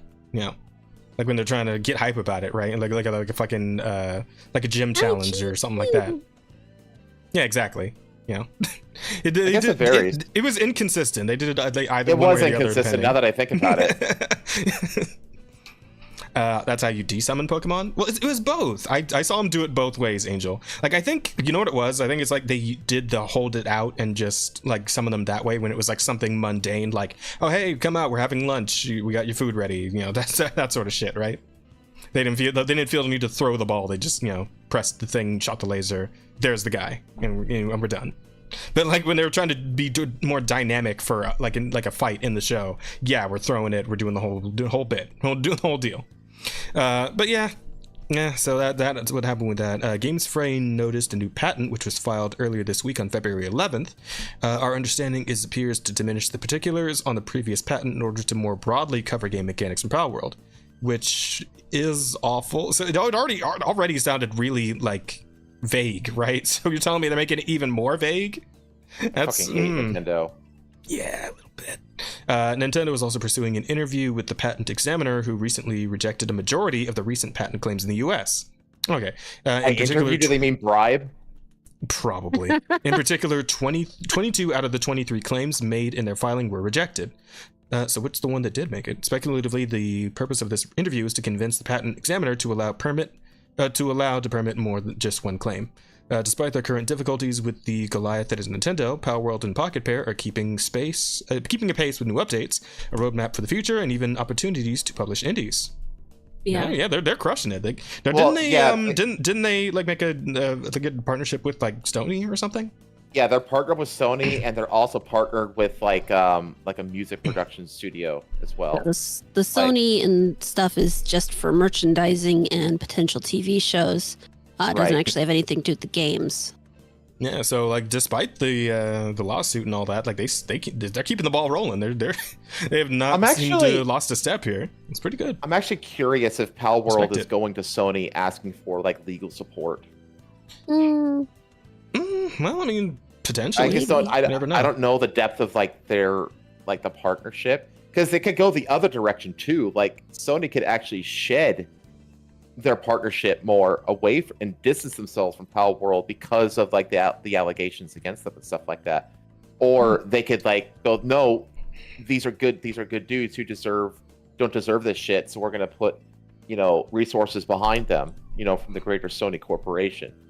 It can go either way. I just don't know enough about how the relationship is between the two. Yeah, I mean, knowing Sony would probably be more of like the investment angle, like they're protecting him just so they can get more out of him later. Sort of thing. I really but kind of feel that they're probably just trying to make enough money that they can cover themselves in the event the lawsuit. They have to pursue more of a legal battle, because let's face it, Pocket Pair made so much money at the beginning of this. I mean, they were flooded right out the gate because the game just shot up into such popularity, and even though it's dropped off, it's maintained, and every time they put out a new expansion like they have been, it pops back up, so people are still willing to come back. So I don't see them failing realistically. I just don't. So even unless Nintendo actually manages to do something that gives them an injunction to stop operating entirely, I think which they'd love to do, I'm sure. Set. Huh? Yeah, it's definitely going to just come down to the Japanese courts, because I think they'll be fine on the American side of things, on the US side of things, but the Japanese courts, they're like Angel's saying, it's just like it's a little more simple over there with the honor and the respect, and the fact that they just like have so much more like popular opinion than because I thought I heard somewhere that Pocket Pair is not like terribly popular in Japan the way it is over here in the States. For Palworld, but like of course fucking Nintendo and Pokemon specifically massively popular in Japan. So the Japanese gamer what do you call it, diaspora actually is on Nintendo's side for the most part in this whole I think you told me that last time we talked about this, because we discussed it before, you and I. Like that, I think around the time this all first like popped off with the lawsuits. Yeah, and Angel is correct that the American courts, it's tougher. It's still like too vague, like too, what do you call it?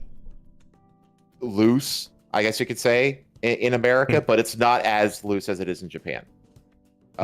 It's tougher in America just generally. No. So, as far as how this is all going to pan out, I suppose it's still just a matter of time, and there's not enough development in the actual cases themselves yet. I mean, I'm still hoping that Palworld can just immediately shut this down, because again, this would be a bad thing for patents in general and abuse therein of them if Nintendo manages to just push Palworld out by. I think it's insane that they patent fucking if they patent them into the dirt, and it's not gonna be a great thing. Yeah, that's one. And that's the thing. It's like it says. Let me read it again. Go back to the. It says filing patents. Wait, no. The very beginning. The very beginning of the article. Have to continue filing new patents. So it says new patents, and that's the thing. In order for a patent to qualify for a new patent, the thing you're patenting, it has to meet several criteria. One of those criteria is it has to be a novel idea. Yep. And the thing is that if it's already in existence, not just in Nintendo's games, but also in other games besides, not even just Palworld, but in, like a lot of these things that they're claiming are like there's all kinds of Pokemon knockoffs. They're ubiquitous across so many different games. Like the mounting system that they tried to get. Like that's summoning creatures, etc. and so on. That's a World of Warcraft, for crying out loud. You know what I mean? World of Warcraft even has a Pokemon style game with mini game within it that nobody plays, but it's there. But the thing is that the existence of these things across multiple games basically makes the idea it's not novel, and therefore it doesn't qualify for a patent. So that the fact that the idea is novel, has to be novel, is going to be a really difficult roadblock for them to get around in the United States to get these things through. Yeah. So, you have to be able to prove you're the first person who came up with the idea. Pretty much, and I believe that the first person to get into the patent office without other people having used it. Yeah, and I think the fact they're eating such hard shit in the U.S. courts has a lot to do with like how blatantly stupid that is, and it seems the U.S. courts are like very aware of that. So yeah, that's good, and it probably also has a lot to do with the fact that we're in the midst of a massive like shift in the U.S. governmental sphere in general. They're a lot harder to buy them off right now. Exactly. So yeah, but we'll have to see how things pan out. But for now, it seems like Palworld's okay. They had to change a few things here and there, but for the most part, the game's still going pretty strong. And they like the article said, they're putting out some cool updates. I want to go back in and play some more Palworld because of all the new stuff they've added, like new regions and new pals and all that cool shit. So seems pretty good. On his stream, the thing that was holding me back was just like the severe lacking in crafting, base building. Like that was like so piss poor at launch. I believe they've been working on that as well. So they've done a lot to improve it. That's good. That'll bring me back. I mean, you know what, Helmsman, we haven't fucking done anything together yet. I think stream wise, maybe that's what we do. Maybe you and me, maybe we go in on some Palworld. A girls' night. We can do that, but we're probably gonna play Monster. You know what, Rada? God damn it, Rada. Wait, what did Rada say? I said you two ladies should set up a girls' night. I mean, Rada, I wish you were a woman so I could hit you. Jazz, you gotta lean into That was me leaning into it. That was me. I counter joked. What do you mean?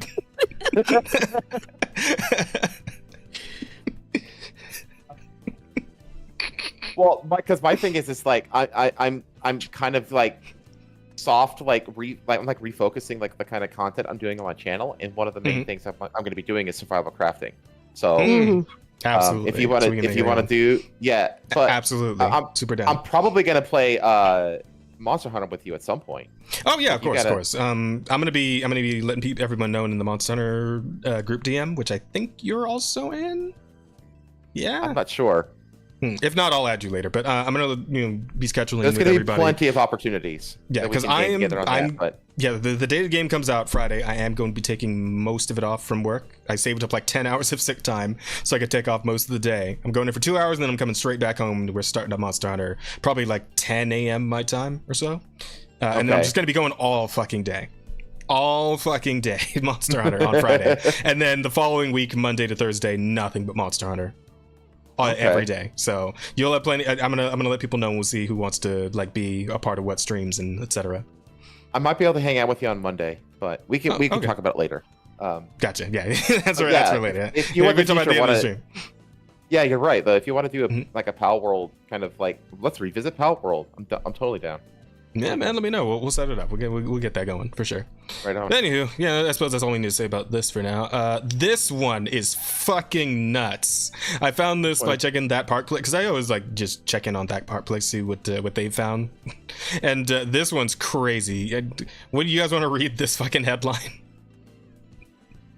Disney poll crosses the line as company asks guests about when their loved ones might die and leave an inheritance. What? Company asks guests about when their loved ones might die and leave an inheritance. So let's actually check this out. So, in a startling new low for Disney, the company put out a poll asking guests to predict when their loved ones might die. According to a bombshell report from the Wall Street Journal, Disney sent a 47-page survey to Disney Vacation Club members this fall, loaded with invasive questions about their finances. But one question in particular stood out for its morbid audacity. Disney asked respondents how likely they were to experience the loss of a family member or loved one within the next 5 years, or to be managing an inheritance. Nice. Nice. Fucking shit. I mean, yeah, it's invasive and it's really horrible to ask something like that, but I'm just bewildered as to why. Oh my fucking god! So here it continues. Let's see what's going on here. Yes, you read that right. Disney issued a poll to its customers about potential family tragedies to gauge how many of them might soon be flush with inheritance money that could be spent on opulent Disney vacations. It's a jaw-dropping, ghoulish display of corporate greed, signaling that Disney sees the loss of your loved ones not as a cause for sympathy, but as an opportunity for profit. Fucking Christ. This is fun. Let's get into the weeds here. A little bit. This is fun. Melissa Buckley of Cedar Lake, India, was one of those surveyed, according to the Wall Street Journal. Buckley, who works in procurement for the oil industry, finally took her family of 4 to Walt Disney World this past December, but only because of a recent inheritance. Damn. She had spent a decade saving for the trip.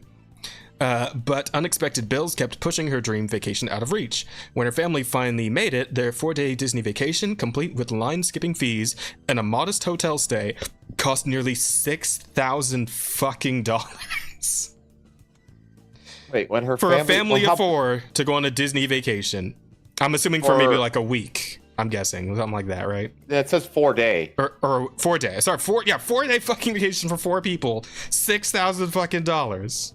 That's honestly Jesus not that Christ. Bad. I don't know. That sounds pretty fucking bad to me. But maybe that's kind of broke as shit. Well, I know you got money like that, Helmsman. I ain't got money like that, bro. I'm not saying how much money I have, but I'm saying like an 11-day cruise to Japan, or like around Japan. You have to get there. So if it's an 11-day cruise plus airfare, it's like $8,500. Oh damn! So that, for an 11-day cruise around Japan. Like Jesus, I went on a cruise like last year before that. I went on a cruise like a year before that with my family, and I think like per person, we paid like $1,300 to, and that was like we go into like the Grand Cayman Islands, which is Jamaica, just all around those like tropical like areas, and it was like several stops. It was like a 2-week, it was like a 2-week cruise, 3 week, it's 3. It's a pretty fucking long cruise. Like it got to the point where it's like, you've ever been on a cruise for like a long time and it's like, fuck, I really wish I could go home now. I'm done with this being on this ship. It's been 2 weeks. All right, I've had enough now. I want to go. Like that. It got to that point because like the cruise was pretty fucking long. But that was still like, it was like a $1,300 thing. And I think it was no, it wasn't Carnival. It was Oh fuck! What's the other big? No. Oh gosh. Caribbean something Caribbean. No. Ah fuck! I can't remember. Royal Caribbean. Yeah, Royal Caribbean. That's the one. It was a Royal Caribbean. It was pretty nice ship too. It's pretty solid. That's because it's based out of like either Tampa or Miami. And that's where they go we around. left from Miami. Yeah. Yeah, I mean that's where they are. If you're cruising to like Europe or to Alaska or to Japan or someplace like that, it costs a lot more because you're basically paying for the ship to get there. Even though like the cruise isn't getting there, the cruise is after the ship gets there, but the travel time, it's just there's a logistical thing. You know, the logistics of it is packaged in with it. So okay, and that's fine and all, but this is just fucking Disney World, right? You're not going anywhere, and they're saying a modest hotel for just 4 days, and you get like I guess a line skipping pass. I don't know, maybe that's where like maybe that's half of it right there is the line skipping fees. I don't fucking the park pass and like line reservation system at all the Disney parks these days is such a convoluted nightmare to navigate. Yeah, it's so ridiculous. I just say just go to Universal. Like the Epic Universe is opening literally in a few months here in Orlando. Yeah, you get the Mario shit, all that cool shit. Yeah. Oh my god, dude. They have the monsters. Wait, what? The monsters. Yeah. That shit's there too. Yeah, one of the there's 4 worlds. And one of them is the dark universe, the Universal's dark universe. She's so down. She can't wait to go. Her hero Cthulhu. See, that's what I'm excited about. Fuck the rest. That's what I want. Yeah. I'm excited about Nintendo Land. That shit looks cool. Yeah, there's Nintendo Land, there's Dark Universe Land, there's the third land is even though we just got done shitting on Nintendo and their lawsuits. The third land is the Island of Berk, which is like the How to Train Your Dragon land. Yeah. And then the fourth one. It's pretty cool. What's the fourth one? I can't remember what the fourth one is. The Harry Potter one? Yes, Harry Potter. Thank you. Yes, yeah, Harry Potter. There, right? Well, yeah, I'm not excited about Harry Potter Land either. So, what? Yeah, and then, like I said, the fourth one is the Dark Universe. And like seriously, just go on YouTube and look it up. They have like detailed things for all the lands. Dude, that theme park is going to be fucking incredible. Just go wait a year after it opens because the first year is going to be so fucking packed. Yeah, for a massive new flagship theme park in the theme park capital of the world, you know. So like wait a year and then go, and that's what I'm gonna do. Like I'm gonna go in 2026 sometime. We're gonna try and see if we can't get a collective like trip going where we can all just meet up there. That's the goal. That's the goal. But anyway, I'll do my best to save up until then. But I got ideas for that, but that's not for this stream. Gotcha. There's no way we could afford this from our savings alone, Buckley admitted. Yeah, it's just fucking wild, man. It's fucking nuts. Melissa's story illustrates what Disney already knows. Their prices have soared beyond the reach of average families. Yeah, like that's the thing, right? That's the real thing, is that like most like average like middle class Americans aren't gonna be able to afford these fucking ridiculous vacations at all. It's not a family park anymore. It's not. It's a fucking it's rich people's playland. Yeah, it's for dinks. Yeah. It's for dinks. Dual income, no kids. That's who it's for. The most disgusting people in the world. They really are. It's a luxury thing at this point. It's completely luxury class now. So, and what it is. Hang on, where did I leave off? And now, rather than making their parks more affordable, Disney seems to be banking on future windfalls from inheritance checks. Well, yeah, it's because all their shit they're making is cratering. Although apparently, Brave New World ended up doing okay on the opening weekend, from what I've heard. Anyway, it did worse than Quantum Mania. Did? Oh, it all depends on how you define okay. That's what I thought I heard, but it did better than it was projected. Okay. But it didn't even. But worse than Quantum Mania. Yeah, exactly. So, how's it stack up against fucking? You also have to remember Marvels? Well, people are saying that it's better than the Marvels. Monetarily or like in terms of viewing? Monetarily, they beat the Marvels. Yes. The Marvels was a massive bomb. This movie, the thing is, if it didn't cost if it wasn't licking the butthole of $400 million on budget because they had to it's been in development hell reshoot for it like 3-4 times. Yeah, since before the pandemic, it seems, or like during the pandemic, and they've had to do so many reshoots with it. The budget for that thing is like $350 million. There's no fucking way it's making its money back. Right. Yeah. Well, So my point stands. Then Disney's having financial troubles, at least in the entertainment department. I believe Disney Plus is still bleeding money out to shit. And none of the shows are making any are getting good viewership. That new Daredevil season might do okay, but we'll see. We'll see. The trailer looked good. It did, but I'm sure they'll fuck it up. I'm sure they'll fuck it up somehow, Helmsman. Like I can't. Yeah. I'm literally on my Ronin arc with fucking Disney Plus right now. I was like, don't do that. Don't give me. No, you're right. No, you're completely right. You're completely right. Like Disney is like the masters at snatching defeat out of the jaws of victory. I fucking love that. I love that saying. It's so good.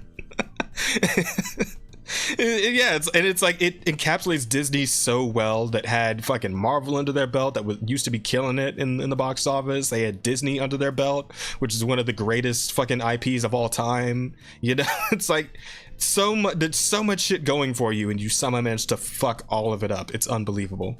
It's incredible. Even when it's for the history books. Like we're talking about it in business classes, and probably now even actually I was gonna say like 5-10 years from now, but they're probably talking about it fucking right now in business classes. Oh man. Anywho, from family magic to financial predation. Yep. Disney's price gouging tactics are no secret. As we recently reported, ticket prices at Walt Disney would have soared to $194 per person per day. Fuck. While once free perks like Fast Pass have been replaced with costly upcharges such as Lightning Lane passes, which cost up to $449. What the fuck? What the fuck? $450 for a day of Fast Passes. Oh, what fuck that. The shit? Jeez, for one person? Wow. Damn.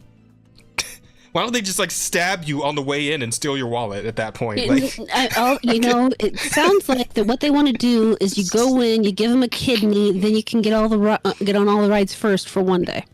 Listen, all I'm saying is that I think we're not too far off from having the Disney goons waiting for you. Like as soon as you go in the turnstile and giving you the Disney shakedown, all right? Yeah. I think the Disney shakedown is real, and that's also another possible podcast title. I think that what Disney's the lag is that's happening in Disney is that they are still behaving like they are a premium brand, which they were all the way up until the pandemic, pretty much. And even before then, like pretty much ever since like Endgame and the beginning of Disney Plus, they are no longer a premium brand. They're just another fucking media empire. They're not a premium service anymore. But they still behave. They still think they are. So they jack their prices up, thinking that they can float by on the exclusivity of their brand, and they just can't anymore. They can't cope with the fact that Disney Plus doesn't put out premium content. It puts out, it's a sludge pipe. Yeah. It's a content sludge pipe. I still hold that The Acolyte is the worst thing I've ever not even just the worst TV show I've ever watched. That might be the worst thing I've ever watched across like any media. It was so fucking bad. It was pretty bad. Rada, if you would watch The Acolyte, you know what I mean. I swear to God. I like myself. I won't watch that stuff. Damn. Listen, I did it for the content, Rada. All right. Even the Eldritch horror is like, fuck that shit. I'm out. It wasn't because I wanted to. It was because I had to. I love myself more. I still have the picture up of Jess's reaction. Yeah. Holy shit. Hang on. I just want to get through the rest of the article.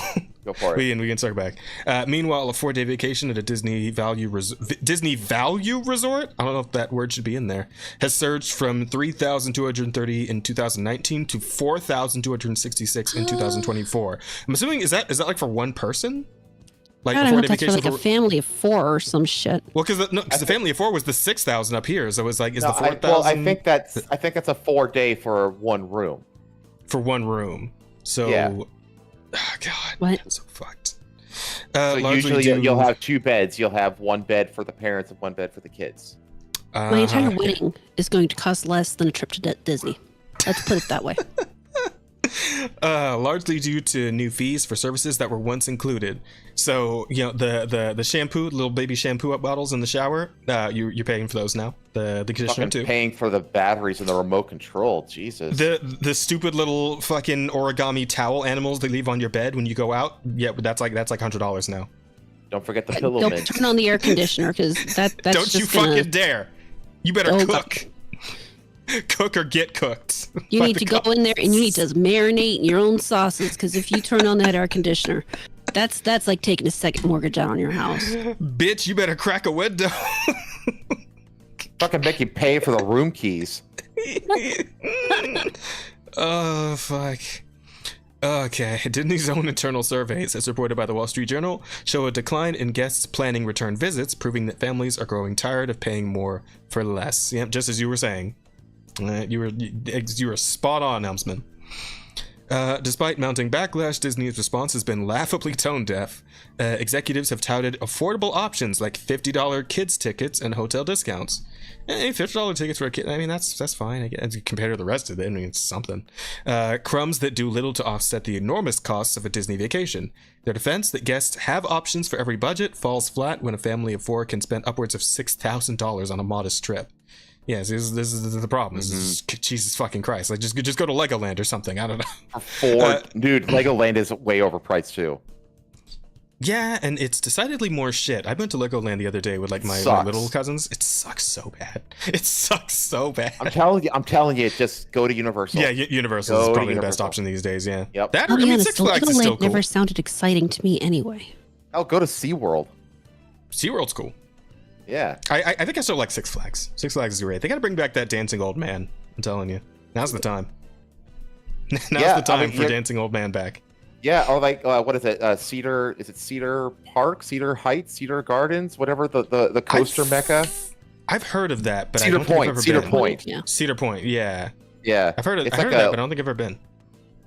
I've never been. I want to go at least once before I die, but it's just like, it's like a coaster. It's like a coaster junkies mecca, basically. Very cool. Okay, yeah. I haven't ridden a coaster in fucking years now, man. I kind of miss the experience. I think the last time I think the last time for me was like Space Mountain, like 3 or 4 or 5 years ago. Back when the Disneyland prices were only half unreasonable, right? Like, my mom used to love going to Disneyland. She had like the yearly pass and everything, and even she just had to give up on it because it just became too fucking expensive to keep going. I believe I went to Disneyland in like 1992 or something. Wow. Yeah, I was 12, so 1992. I forgot you're so much older than me, Rada. you and Helmsman are like around the same age, I think, actually. I think. Actually, yeah, you're both in your 40s, right? No, I just turned 43 on Saturday. There you go. Yeah. There you go. Oh God! I turned to 42 on the 27th. So yeah. It is fucking bizarre to be the fucking baby in the YouTuber collab for once. It's usually like 20-year-olds especially VTuber collab. Yeah, it's so weird to be the baby for once. Because me and my early 30s is like usually everyone else is like fucking in their early 20s. If you're a VTuber like in your 30s, you're 18 or 19. Yeah. What the fuck about you two then, right? Are you ageless at this point? Eternal, yeah. Hag. Angel's calling you out, Rod. I guess you too, Helmsman. You're also a hag. I'm fine with it. I've been called worse. Mm-hmm. And probably will be called worse in the future. More than likely, yeah. At least if this channel takes off, we're gonna catch some fucking flack on Twitter if people figure out what we're doing here. I know that for sure. Oh, fuck. What, I do the same thing on Twitter. They don't have to come here to get mad at me, but they can come here and watch me to get mad at me if they want to. I'm okay with that. Mm-hmm. You know what? I'm okay with that too. We'll take all the views we can get. Wandering Hagsman's pretty good. You gotta change your name to that for fucking April Fools or something. Get Pather to I'm draw not gonna you be as here an for old April lady. Fools. Oh, I'm gonna be on hiatus at that point because I leave for Japan. I leave for Japan on like March 31st, and I don't come back till like the 22nd or something like that. And I don't come back to streaming. I don't come back to streaming until like the 27th or something like that. Like I'm gone like the whole month of April, pretty much. Gotcha. Okay, fair enough. Yeah, my channel is gonna fucking get completely nuked by being gone that long. Absolutely get you. Well, maybe next year. Keep it in mind for next year. You should edit your streams and just put out videos while you're gone. Well, what I'm gonna do. Chat, should we make Wandering Hagsman one of the title options? It's fine. But no, I just have my editor. He's just working exclusively on shorts, and he's like making like 6 shorts a week. And I'm gonna post, I'm gonna post 3 of them a week, and then save up the other 3. And then if I do that, I'll be able to post shorts the whole time I'm gone. Basically, I'll just upload them before I leave, just schedule them to release the whole time. He's got a plan. So that way, there's like some content getting released on a more or less regular basis while I'm gone. But I don't think that's gonna save the channel though. I still think it's gonna. I mean, it's already like a dead channel, but it's gonna be even more dead. Well, when I get you just back. gotta keep working at it. Just gotta keep working at it, bro. You just gotta get back into it. You can work it back out. You just have to get back. We're all gonna make it, chat. We're all gonna make it. Anyway, what's left here? Revelation that Disney and its disastrous parks and experiences head Josh D'Amaro are now probing guests about possible inheritance money, confirms what many longtime fans have feared. Disney is no longer interested in creating magical experiences. They're hunting for revenue streams, even if it means capitalization on personal loss. Man, yeah, it really is the end of an era, isn't it? I remember having a lot of great times with my family at Disneyland, because again, my mom has always loved going there. We always went there as a family. Been there so many times, and Bob Iger is the worst thing that ever happened to that company. Easily the worst thing that ever happened to that company. Like, because Bob Iger basically, because before him it was Michael Eisner. Eisner made a lot of mistakes, but you could tell that he had a passion for maintaining the ideas and the dreams of Walt. And he appeared at the commercials and wore the hats and all that kind of stuff. He's very much he really tried, and you could tell that despite his flaws, he was like passionate about the ethos of the company. Like the article says, creating magical experiences, even if he didn't succeed in doing that all the time. When Bob Iger took over, all that magical shit went away, and he was just a corporate hack man who came in and basically, instead of growing the company through the ethos of the company, I'm just gonna buy shit. And that's what he did, is he just bought, IPs and companies and like ESPN and all the other kind of shit, and he just bought and bought and bought and bought and bought. And that's how Disney, it found financial success, but it rotted itself to the spiritual core in the process. And now that financial success is starting to wane, and they don't have the spiritual core to bail them out.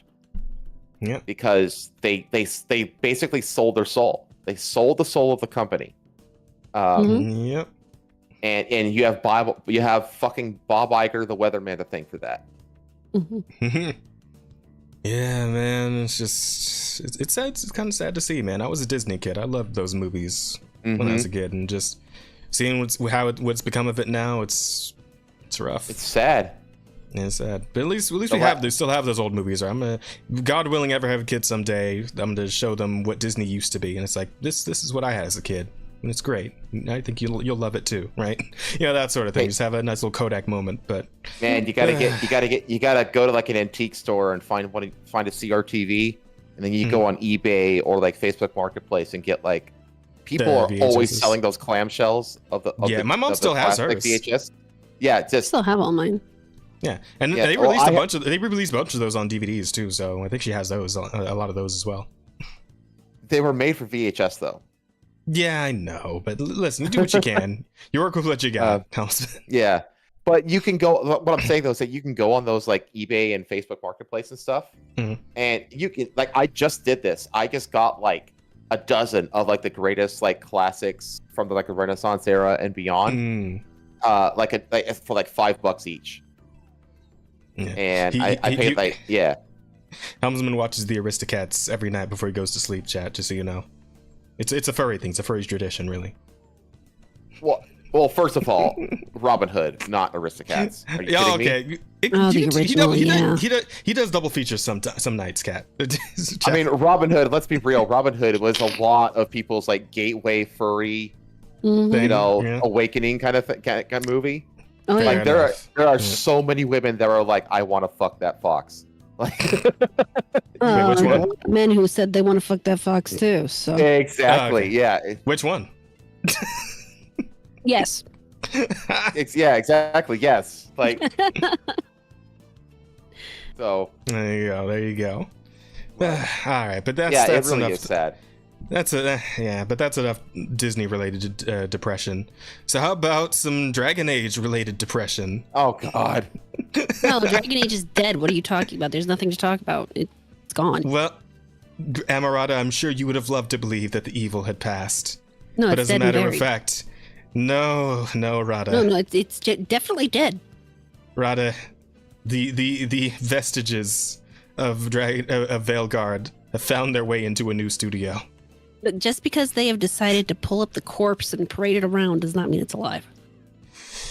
Rada, they're coming for Baldur's Gate, Rada. There is no greater. There is no greater not going to be made by what? There's no greater proof that nepotism rules the day than the rampant failing upwards in the games industry.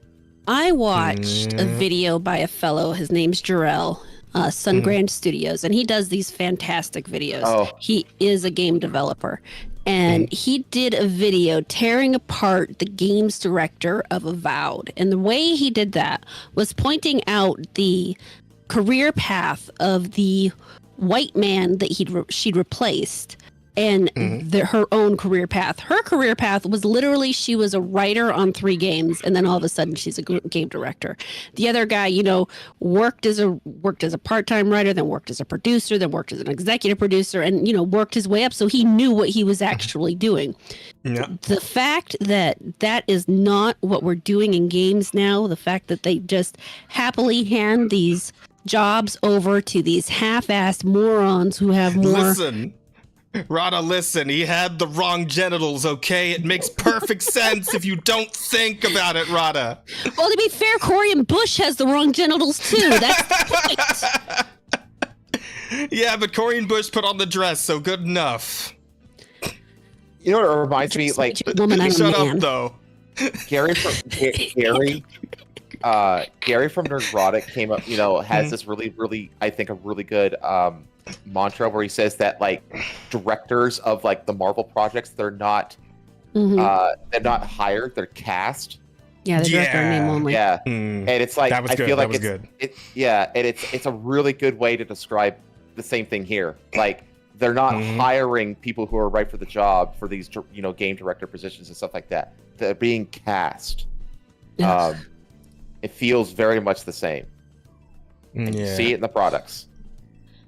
Yes, but the general rundown here is that they're talking about how Larian ended up, opting out for Baldur's Gate 4 because obviously they had a whole fucking falling out with Wizards of the Coast. That was a very public thing that happened. But as a matter of fact, let me see, it was somewhere down here. Yeah, they decided to go on and work on their own stuff. Larian they know they're fucking awesome and they kick ass at what they do, and they don't need to lean on an existing IP to find success. So good for them. Yeah, here we go. So after Larian Studios ended its relationship with Wizards of the Coast and reportedly moved on to developing its own new IP, rumored to be a sci-fi RPG, Wizards of the Coast began looking for new developers for its Baldur's Gate sequel. But from what we've gathered, that process didn't last long, as it seems they decided in the end, along with Hasbro probably, to create a subsidiary game studio, Skeleton Key, and have Baldur's Gate 4 developed in-house. That automatically killed Baldur's Gate 4 anyway. Yeah, not confirmed that Skeleton Key will be working on Baldur's Gate 4, but let's not kid around. Archetype Entertainment, another subsidiary studio, is already developing a game called Exodus, which is the sci-fi game they were talking about, I suppose. As such, there seems to be very little chance that any studio other than Skeleton Key will be the ones to develop Baldur's Gate sequel. Now, about Skeleton Key. Here's the dilemma: the people who have been hired into this company may not be the best team for Baldur's Gate.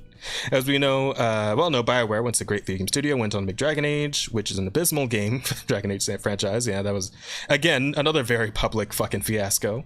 That IGN gave a 9. Well, IGN's retarded. Yeah, we've been over that. It was led by Corinne Bush, the game director of BioWare, self-described advocate of DEI, who also pushes for top surgery scars in video games, something Bush also implemented in The Sims 4 while working for Max. Oh yeah. Yeah, they did do the shit before in Sims 4, and I guess people only really learned about that once all the Baldur's arrival to the Sims, the Dragon Age shit coming out soon. Yeah, that Korean one or whatever. Yeah, I forget what it's called though. Inoi, something like that. Something like that. The game was a financial. Inzoi, something like that. Enzoi. Yeah, that's the one. Yeah. That's the one. You got it. Perfect. Well done. I have such shit memory, but yours is so much better than mine, even though you're like 10 years older. God damn it. I'm going to end up with goddamn Alzheimer's by the time I'm like 45. Yeah, who are you? You don't want to know what I forgot to remember that. Oh, it's an equivalent exchange. She had to kill a memory in order to get that one back. Once you get to a point, every time you remember something, you forget something else. First in, last out. Yeah. I gotcha. The game was a financial disaster, although according to rumors, an expected disaster by EA.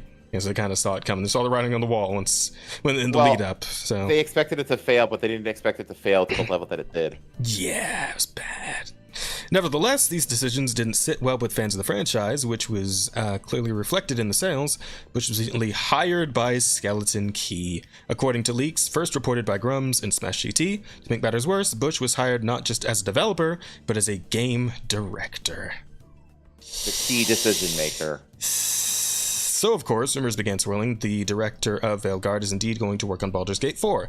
That means potentially the person widely seen as responsible for Dragon Age's demise is now in a position to influence Baldur's Gate 4. Many fear that Bush's development could act like an unchecked cancer, spreading damage until another beloved franchise succumbs. She's a game director. She's not influencing it. She is driving it. I mean, you might as well call it Baldur's Top Scars 4. Ugh. Yeah. So that's that, and I think it says someone in here that a bunch of the people from that studio as well, from the Veilguard studio, also made it into Skeleton Key. So no, a bunch of writers are now working on the Ghosts of Yotai. Yeah, that.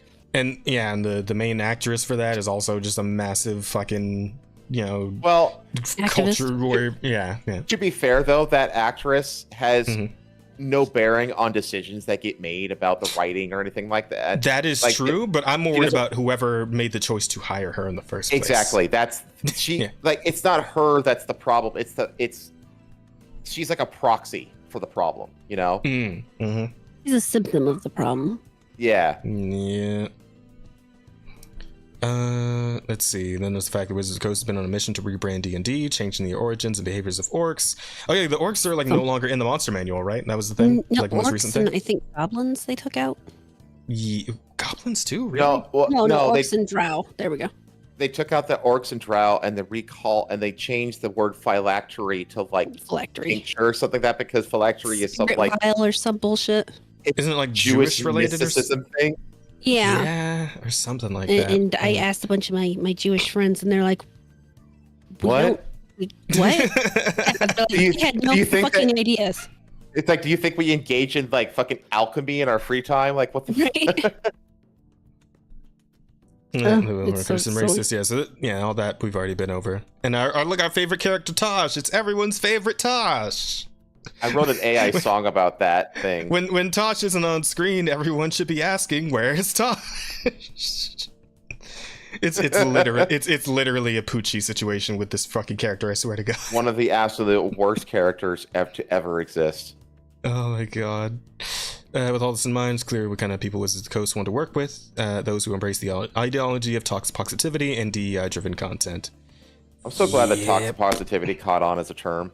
Yeah, here we go. Of course, not only did they hire Bush, but they also brought in a slew of other former BioWare developers, many of whom had worked on the Veilguard at one point to build the Skeleton Key team. Yep. So it's Veilguard all the way down, folks. Again, you get one of these toxic, fail upwards, nepotistic pieces of shit in a place of power, and suddenly they just bring in all of their shitty friends who have no talent. And that's the thing. It takes one. It takes one bad hire to fuck everything up. So yeah, Baldur's Gate 4 is probably fucked, but I mean, whatever Larian's doing is probably going to be fun. So just I was going to say, play that instead. Follow the people, don't follow the product. Yep. Exactly. It's why you should pay attention to what's the Rebel Wolves. It's why you should pay attention to 100 Star Games.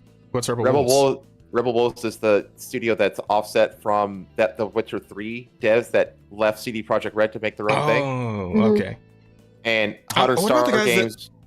Oh, good. What 100 Star Games is the Splinter faction from Rocksteady that made the Arkham games. Yeah, that's the ones. I was gonna ask which ones were those guys. So okay. Yeah, so follow those studios, because those are the studios with the people who made those IPs great. Yeah, you know what happened to the people who made Stray? I'm trying to remember the name of the studio. I'm not sure. Studio, I don't think that studio doesn't exist anymore. Yeah, no, I mean, like the entire. I know the entire studio basically quit because there was a bunch of issues between them and the owner, VP or whatever in the world that was over them, and they basically said "fuck this" and walked away. I was hoping they'd make their own studio. Yeah, I don't know. I haven't kept track of that one. But Stray was a cool idea. Cool game. And they had a couple other ones. But it looked interesting. It was cute. Yeah, Little Kitty Big City is like a similar kind of game. I'm starting to figure out what. I'm starting to figure out what Rada's taste is between Stray and fucking Cuddly Chaos or whatever that shit was. Gory Cuddly Chaos. Yeah, I love that one. Yeah, she's just got a thing for cat games, it seems. Sounds like girl shit to me. You know. She fired back quick as fuck, too. I have varied tastes, I also which bitch ass. I mean, if you're gonna be a girl, you might as well be a girl. I mean, whatever. I want to play that. There's a game coming out where you just play as like a horse courier, like a Mongolian horse courier. Yeah, I've seen that one. That one looks really good. Yeah, I want to play that. It looks relaxing. Yeah, it does. Chad, it seems Helmsman's on his way to going full Kibbs about it, where he's just going to get a redeem for transitioning. Goal, yeah. Wait. I've announced that. I've already announced that. Wait, actually? Are you fucking for real? I bought the Suica model, that customizable model, so that I think Kibbs is like actually like for real. Like he's a monetization goal for real transitioning. Oh yeah. No, I'm not, I haven't gone that far. I think the number is like insanely high, like 100,000 or some crazy shit like that. But he does have it. I'm doing what you do. I'm doing what you do when you have like the redeem for the female version of the model. For Ampier, yeah. That's what I'm doing. Okay, gotcha. So why'd you sound interested? Try that same thing and do a redeem for a human Murata. I am not chopping the bits. Fair enough. Yeah, I like my bits too. So I'm happy with my bits. They make me happy. Yeah, everyone here is cool with their bits. Love to see it. Cool. But anywho, that aside, I suppose we can move on to the next thing. So this one's kind of wacky too. Like, I don't even know how to. Okay. I'll just read the headline. So, CPAC faces calls for concerning action from former president of anime-focused Katsucon as conventions collide. There's a lot of C sounds in that. What? Yeah. So let me give you the actual rundown here. So Greg Larson, former president of Katsucon and supposed sci-fi author, made a post in an adults-only anime group that appears to call on followers to take some form of action against the conservative convention CPAC. Which, anybody know what CPAC actually stands for?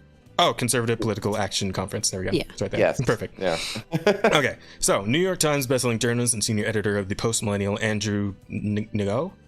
Andrew No? No. No? The G is No. silent? Okay.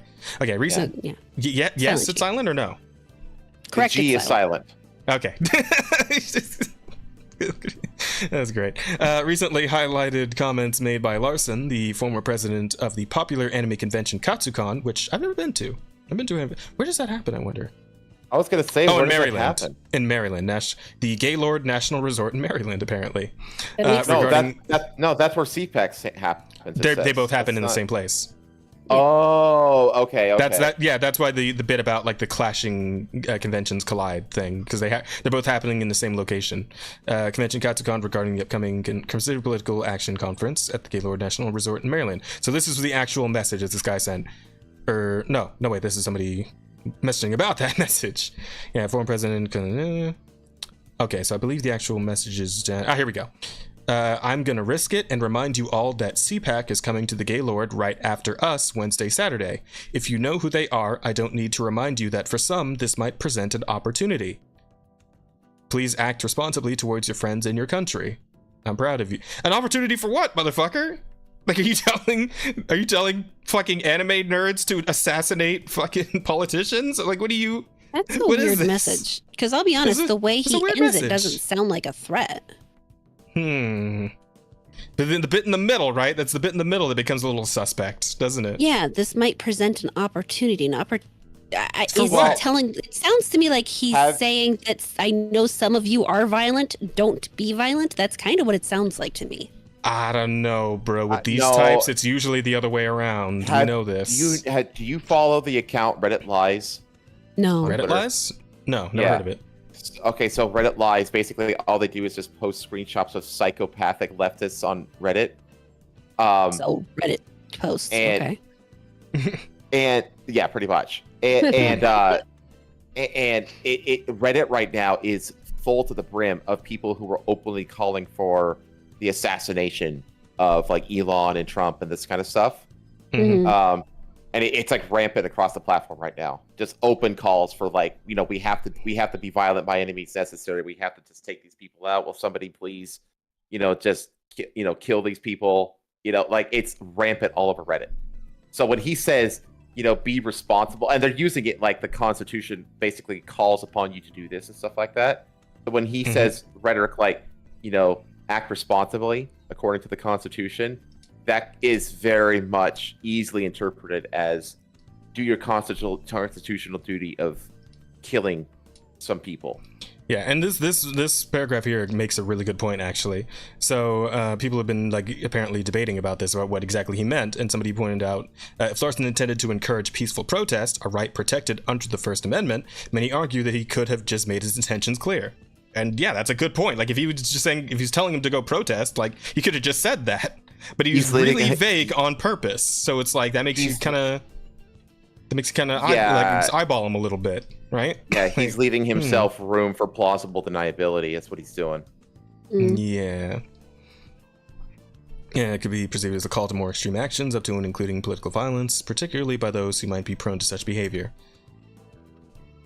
These people are they're gonna be assassins, really. These goons.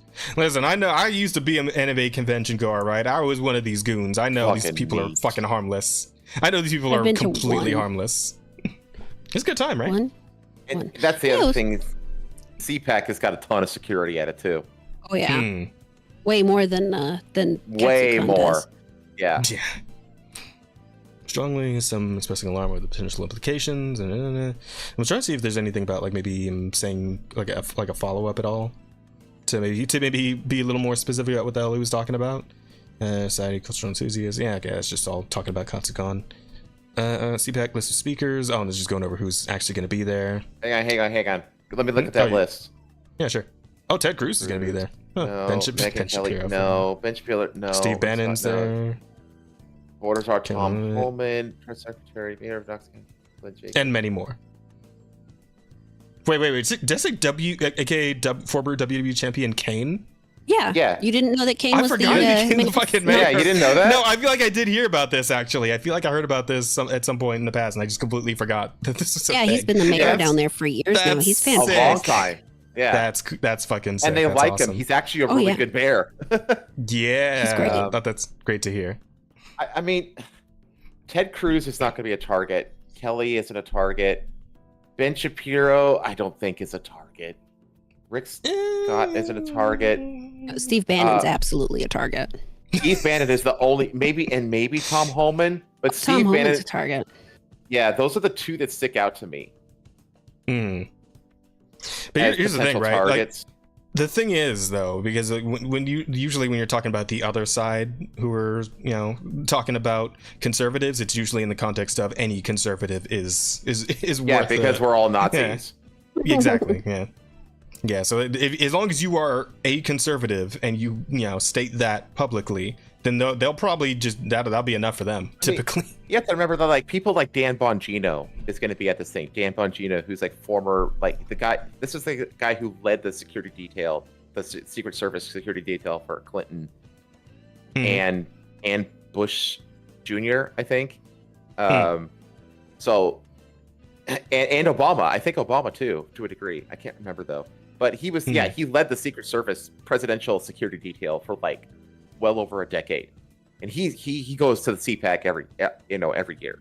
So you got people who were like security experts at this conference. Like nobody from Katsukani doing shit to anybody at this convention. Absolutely. Obviously, they strap themselves with some explosives and run in. And the thing is, considering the recent clown show at Worcester City that became voted to become a sanctuary city for trans people. Right. If they come out when they're dressed as like Naruto characters with like lame little signs calling conservative Nazis, they're just gonna add to the pile. They're just gonna add themselves to the pile of like we're gonna look like retards, and our message is gonna backfire. That'll be hilarious. I hope they do it. I hope they do too. I really do. I mean, it'll give me content. Honestly, I think these people should just maybe like sit in there and just listen for a bit, just learn something, Because I know one thing. I'm not hugely with the Republicans or anything. I'm not really like politically aligned, but I know one thing. There probably isn't going to be some stupid motherfucker singing like a Negro spiritual on stage at the fucking CPAC, like at the fucking Democratic convention the other day, right? Like just come the fuck on, right? At the very least, there's no way it's as fucking stupid as the Democratic convention. There's no possible way. CPAC is just boomer cringe. That's really what it is. Yeah. There's some young people there, but for the most part, it's just boomer cringe. Yeah, hopefully they'll at least still get something done, man. It'd be cool if JD Vance showed up. I've been listening to more like JD Vance like interviews and appearances. He's really good, actually. Fuck, man, when he was taking like all of Europe to task the other day, and that one speech he did, fucking hell, that was nuts, bro. They are so pissed at him for that, but he didn't say a single damn lie though. Yep, he was right about everything. Crushed it. He brought the receipts. Like number 40. I'd be down. I'd vote for him if he ran for president in 4 years. I'd be down. He could be. Yeah, I'd vote for him. At least for now. I mean, we'll see how things pan out over the next 4 years. But I mean, I'm positive about him. It turns out he's not a couch fucker after all. That's cool. It's always a bonus. or whatever that like stupid thing was. I forget. that was it, right? Like he fucked a couch or something. Was that the joke? I can't remember what it was. Some dumb shit. Something like that. Same thing with like the whole like. Remember the what was the Tim Walz guzzling horse cum? Oh god, whatever. You remember that? He drank like a gallon of it or some shit. Yeah, just dumb shit. It's like this is all like frat boy behavior. It's like, come on, like. Yeah. So that's anyway. That. What else? I suppose there's also this. Hang on. Hang on. There we go. God damn it. Which? Yeah, got it. Okay, so this I thought was kind of interesting, just because it reminds me very much of the whole thing. We were talking about the League of Legends getting rid of loot boxes thing last week. Mm-hmm. And I don't know, just this kind of caught my eye just because it feels like very much in the same kind of vein, right? So Nintendo Switch to discontinue its popular Switch Rewards program. This is kind of the thing where they had like a sort of like coin cashback thing where you could like earn coins by buying stuff digitally, and then you could like if you build enough of those coins, you can use them to get discounts on other digital games. Or sometimes right, I think. I didn't either. Yeah, so Nintendo's announced it will be shutting down its popular rewards program for Nintendo Switch, known as My Nintendo Gold Points, next Monday, March 24th. Nintendo Switch owners will no longer earn gold points when purchasing digital titles. Physical games released for the Nintendo Switch after this date will also no longer offer gold points. Gold points already earned by players will still be usable up until their expiry 12 months after they were earned. Here we go. This is the actual rundown of how this works. Gold Points program was added alongside the launch of My Nintendo in 2016. Saw players earning points for buying games digitally or physically. Digital purchase would earn 5% of the purchase price back in points, while physical purchase, if redeemed within a year of the release date, would offer 1%. $60 game, for example, would reward player with 300 gold points in purchase digitally, or 60 if purchased physically. Since 2008, Switch owners have been able to spend gold points to get a discount on digital purchases and the Nintendo Switch eShop at a rate of 1 cent per gold coin spent. This allowed the players to exit digital cashback scheme, which frequent digital purchasers often able to buy full games using gold points alone. Yeah, it sounds pretty nice, right? Just a cool little like cashback. Yeah, so it's kind of like credit card kind of thing, almost. Well, like when your credit card, if you get a credit card, it's like cashback, like fucking Chase or something, right? I think that the credit cards actually have a better point system. Yeah, they do, but I mean, it's a Nintendo, so like at least they did something, right? They fucking tried at the very least, which actually makes it even funnier the fact they actually discontinued this, because at this rate it's still pretty reasonable overall, right? They weren't giving you a whole lot. You're getting like a little bit. It's scraps, but you know, it's something. Nintendo did not give a reason for the discontinuation of the Gold Points program in its support documentation on the My Nintendo website announcing the change. Platinum points, which are earned by completing certain activities on the My Nintendo website and Nintendo mobile games, and it just cuts off there. Huh, that's weird. The program was widely seen as a good thing among Nintendo fans, was ultimately emulated by other storefronts like the PlayStation Store and the Epic Games Store on PC, which now both offer similar reward schemes. The response to the announcement was immediately met with frustration from players, with many taking to platforms like Twitter and Blue Sky to voice their anger. Yeah, so I don't know, it just seems like a few different gaming not outlets, but storefronts have been like doing this sort of thing where it's like if they have some sort of monetization thing that is in some way like a positive thing for players, where it's like purely a positive thing for players, like the skin boxes in League, or you know, the gold points here on Switch, it seems to be like quiet, or at least trying to quietly phase them out, right? And it's like, come on. What the fuck? Does this have anything to do with Switch 2? I don't think so. I think the gold points were already not going to be able to be used on the Switch 2. I think I saw a different article about that somewhere, where it's like this stuff like already wasn't good, but it might have something to do with that. Yeah. I mean, sucks. The time of writing, Nintendo Switch is not announced or hinted at a similar program to replace the Gold Points reward program on the Switch 2, which was officially revealed last month on social media. The new console will be launching in 2025. Yada, and of course we get more on that during the Direct in April. But yeah, they just quietly cut it out, or I guess tried to.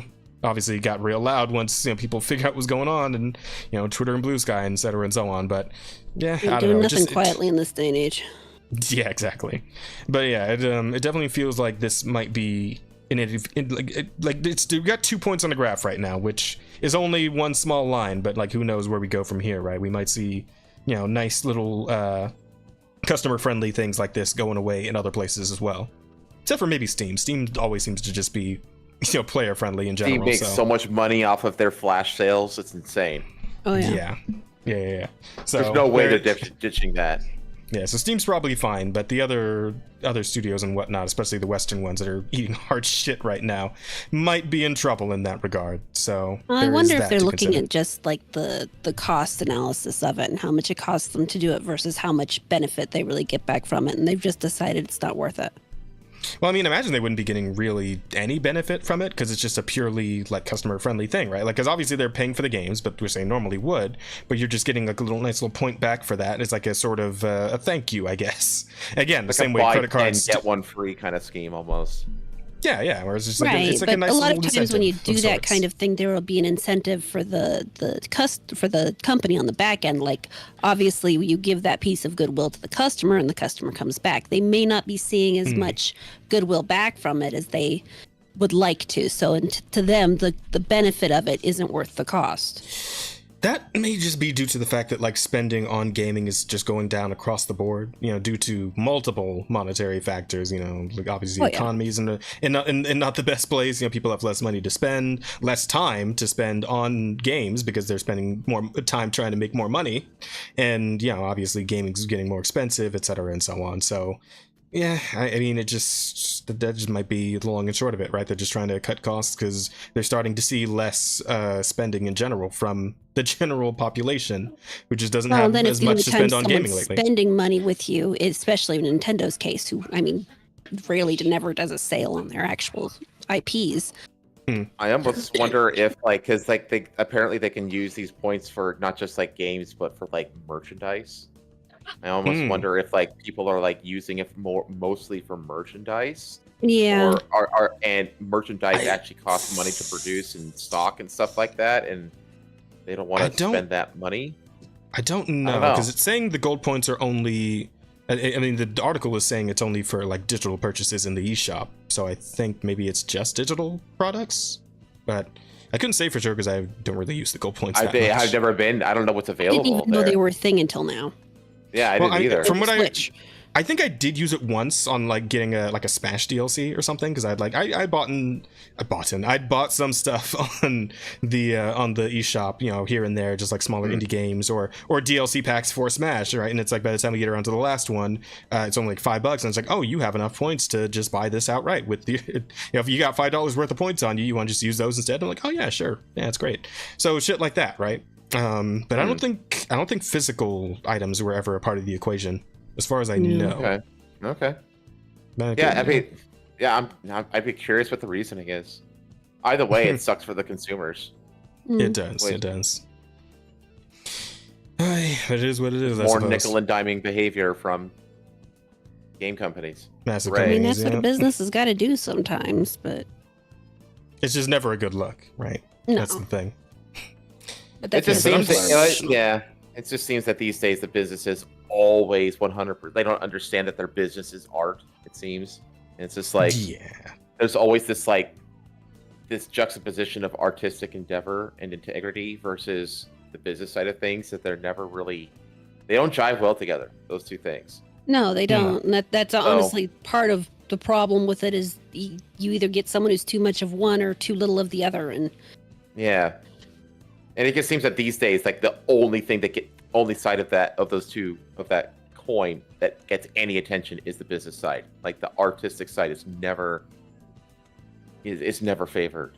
I think that's because they've stopped hiring real artists too. That's part of it. Activists over artists was never a good plan. No. But some people are still sticking to it for some stupid fucking reason.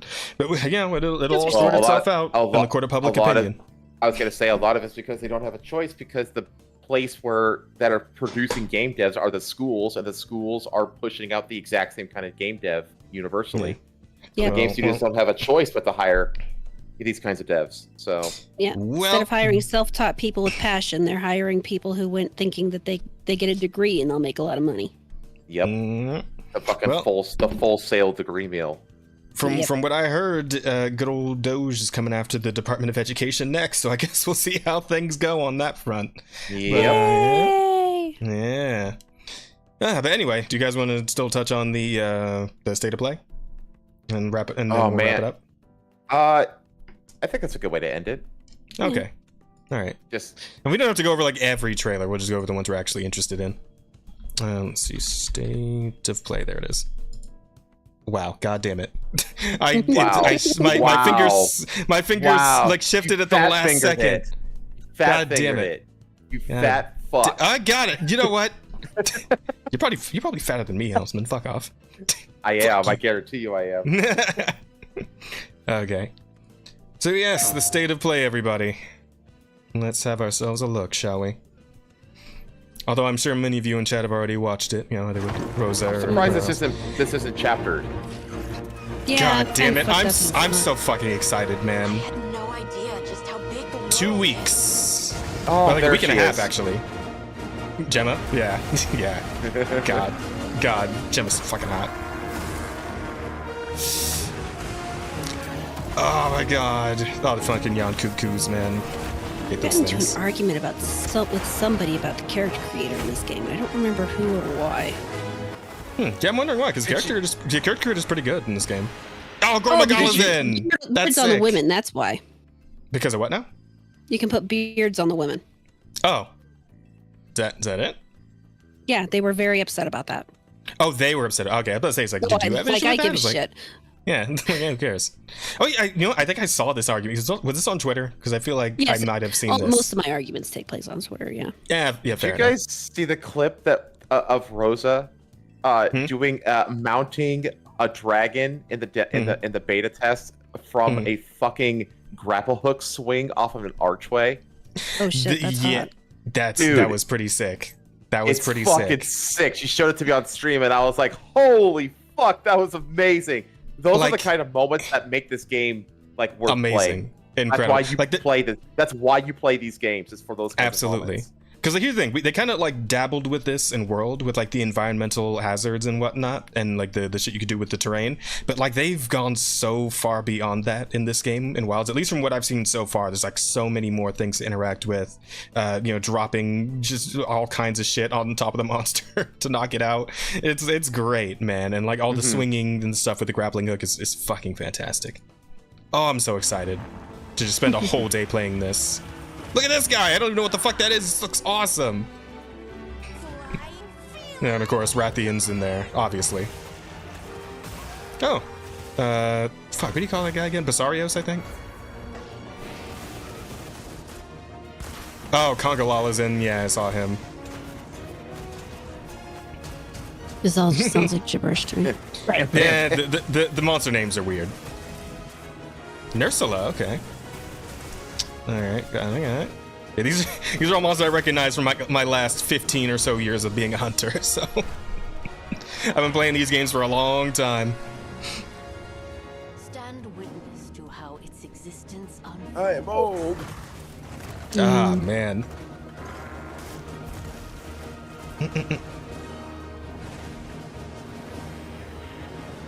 I'm so excited, guys. It's gonna be so cool. Chad, I hope he's wearing one of those cum-proof shirts.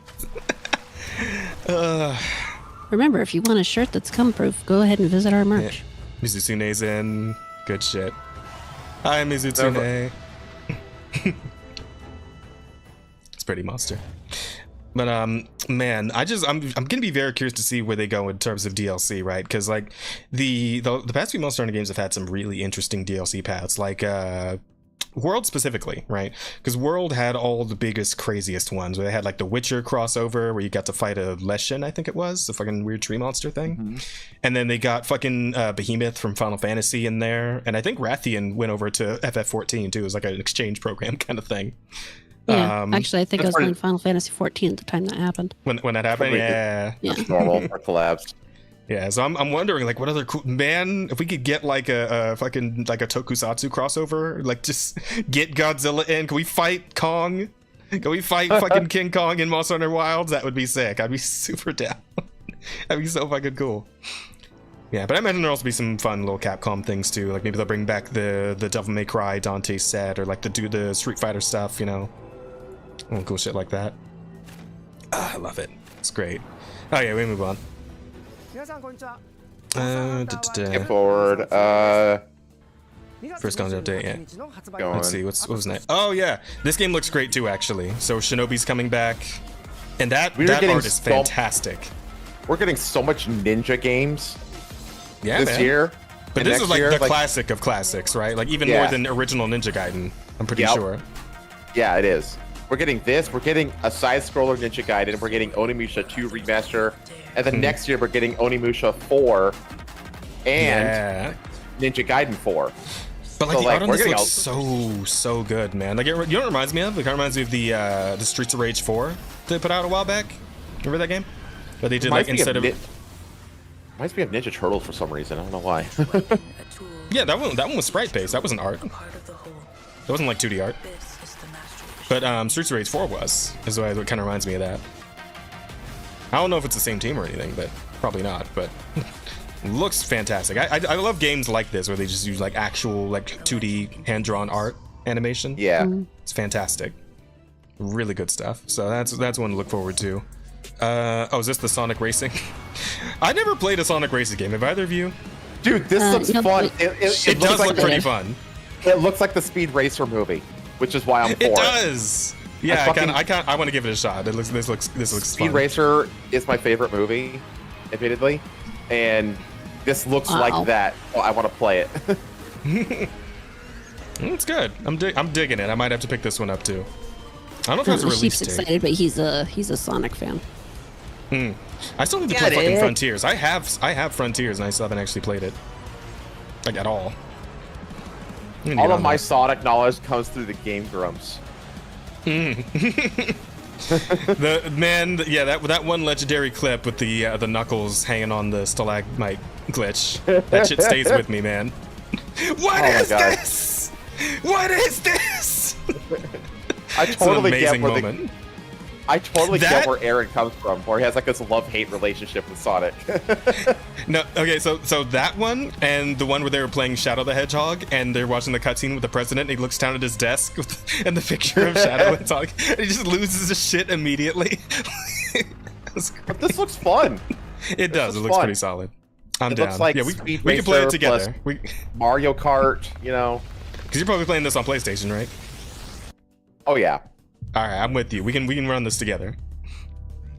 Oh, what's this now? Oh, this is one of the JRPGs they were talking about with. Oh, this is the new Persona looking thing, isn't it? No, this is the Digimon game. This is the Digimon game. Never mind. Yeah. Oh yeah. An apocalypse looms over. Yeah, Chart called it was a Digimon game before the end of it. He did a good job on that. I'm glad that Digimon is still like hanging in there and putting out new shit because Lord knows that Pokemon needs more competitors. Just in general. It looks like they're going for it with this too, which I can appreciate. Yeah. It's not my kind of game, but it does look really good. So in terms of the Digimon story games, I was playing Cyber Sleuth and it's pretty good. It's pretty solid. The only thing that kind of like had me fall off of it a bit is like the way the side quests were a little obtuse. It was kind of hard to figure out where you're supposed to go. So me trying to do all that, and plus I kind of like burned myself out with like the Digimon fusion stuff to get like the cooler evolutions and whatnot. But yeah, as long as they kind of even some of that out, I'm super down for another Digimon game because Digimon are fucking sick. Man, there's some cool motherfuckers in there. Some great designs. So yeah, Time Stranger. It's a fun title. I like it. I should go back and finish Cyber Sleuth though for sure. What's this one? Falls from the sky. Oh, is this is it, right? The God damn it, I forgot the name again already. Lost something. Tales of Annihilation? No, this is the other thing. The one with the guy. Back. Yeah, this is the other sword game with the man instead of the woman. To reunite it's like Lost Arise. Lost Soul Aside. That's the one. That's the one. Thank you, Rabbit. Yeah, this one looks cool too. You know what? When I saw this, I immediately thought fucking FF14, right? Like that's what I thought too. Fantasy game. Yeah, I thought Final Fantasy 2. Yeah, specifically FF14 though. It's like that's the very specific vibe it's giving. Really? Because I was honestly, it looks more like 9 to me, but 9? I didn't play 9. I didn't know 9. Yeah, that shit's so cool. Like I actually really like that. I really like that a lot. All this crazy shit he's doing for no reason too. That's all for style points. What's up? When he started doing that, I knew it wasn't a Final Fantasy game. Yeah, the combat looks slick. You know, designs are pretty cool. I'm down for this. I like character action shit. You can get in here. You can get in on this. Yeah, looks like a lot of fun. Very frenetic action. I'm in. That's all I needed to see. But I'm telling you, man, just like we've harped on this many times on this stream, but it's like the way that Asia and like the East in general is just showing up right now when the West is fucking up, like it's unbelievable. Yeah, Lost Soul It seems to me part of the available May 30th. Oh, this year. In May. Oh, it's coming out soon. Nice. Seems part of the ebb and flow of gaming, though, you know, because initially it was all kind of from the East, and then it kind of came to the West, and now it seems to be going back to the East. Yeah. Oh wait, it got so fucking goofy. Oh, this is the collab thing that they're doing. I couldn't give a shit about this. Oh yeah, the Dave the Diver or whatever, right? Yeah, I couldn't give a shit. Well, because wait, hang on. Oh yeah, they actually show a little bit of that. This is what I want. Players could try out 2 battle styles. Oh yeah, the demo, right? This is the demo. Yeah, you said you weren't playing. You mentioned, yeah, did you want to play? I'm not playing. I might try it. I might have to see because I still need to finish Infinite Wealth before I touch this game. Man, and then that collab thing, and then what else? Blah blah blah. Who cares? Dave the Diver. Fuck off. Oh my god, I want to play this too. Actually. What is this one again? WWE game. Yeah, it's WWE, but like it's like in an open world, like fantasy island. Yeah. I think I missed this trailer entirely. It's like it's WWE beats Street Fighter 6 story mode. That's what this is. It looks incredible. Character and all that shit. Yeah. Okay. Yo. I'm liking the customization. Yeah. As the first of its kind for the franchise, the island is not just an addition, it's a bold step toward the future. Oh, okay. God, I see wrestling games though, and all I ever think when I see them is, God, I want a new Def Jam, but like a good one. But all the rappers now are fucking ass, so it's like, who do you even pull for the character roster? You just get everybody from the past games instead, because none of the rappers today are. Pull that obese woman who's a rapper who's sued Lyft. Remember that? Yeah. Oh my God. He's gonna be on the roster. Fuck you guys. You know, I'll watch the trailer for a second though. I am not excited for this at all. I couldn't give a shit. I mean, for old time's sake, let's have a look here. Let's see. Okay. All right. I mean, yeah, it looks competent gameplay-wise at the very least.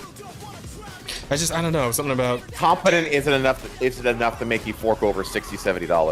Well, especially when you're talking about a franchise like this that's supposed to have a very specific personality, and it looks to me like they've abandoned it. Yeah. For me, it's just like Borderlands 3 rubbed me so far the wrong way. By the time I was finished with the story of that game, I was just like, God, I don't even care about this franchise anymore. Yep. Yeah. Borderlands 3 was when those series just completely went down the drain. Listen. If you pull a fucking what's it called? Indiana Jones and was it the Great Circle? No, that's the game. Great Circle. No, not that's the game. The last movie. What was the last movie called? The shit one. The Dial of Destiny. Yeah, if they pull a Dial of Destiny and tell me that Ava died between games like Indy's Son, then you know what? Maybe I'll give it a shot. If Ava's fucking dead in this game, I might go for it. But if Ava's involved in any way, I'm just like, no, I don't want to. No. But if Ava's dead somehow, then you know what? Yeah, maybe. Yeah, at least give it a shot. So badass, so much fun. I want more. Yeah, whatever. Moving on. I'm sorry, that guy says badass, and I cringe. Yeah, right. They ran that shit into the ground. This I'm kind of interested in. The new It Takes Two thing. Yeah. I do not like the way that the characters look, but besides that, this looks fun. Yeah, it does. Like the game itself looks, the characters are whatever, but the game itself looks interesting, and I really liked It Takes Two, and I liked A Way Out, right? So it's like, I really like the way the company makes it very player friendly for a 2-player game, in that only one person has to buy the game. Yeah, that's amazing. It's really nice. It's digital couch co-op. It's incredible. Yeah, that's really cool. Yeah, so this I'd definitely give it a shot, because I just like what these guys make. Because they even if the games, look-wise, the characters cool obviously, but the games are always very interesting. Like they always come up with a lot of fun concepts in the gameplay. So, do you know what the one of this is? Well, I mean, it seems like a bunch of different shit. Look like we're kind of seeing it on screen right now, right? They've got all kinds of crazy shit going on. It's two authors who are forced to work together in like the worlds that they wrote come to life, and one of them is a sci-fi and the other one is a fantasy author. Yeah, no, the story I was aware of. I meant like the gameplay was like, I don't know what the fuck we're gonna see in the long run here, but yeah, no, I was aware of like the story of it, which is cute. Yeah, it is a cool concept. They weren't so irritating. well, you take with the good with the bad sometimes. Right? We had a whole conversation earlier about taking the good with the bad, or taking the bad with the good. I mean, they made a Way Out too, which is that Prison Break game. That game was phenomenal. Mm-hmm. Oh, is this that one fucking? No, this is one of those interactive movie things. Oh, it was one a horror thing. Yeah. David Cage nonsense, or no? I think it's the guys that did like what do you call it? Is this Until Dawn? The Dark Picture games? Yeah, Until Dawn. The Dark Picture. Yeah. I don't know if it's the same guys. No, it's the same guys. Is it? Oh, okay. Yeah. When does it come out? I wonder if we can do this for like another Halloween collab. Yeah, it could be around that time. Let's see. Duh. Oh, that's a different thing. Hang on. You went too far. I did. My bad. Okay, here we go. Let's see. Oh, yeah, gross.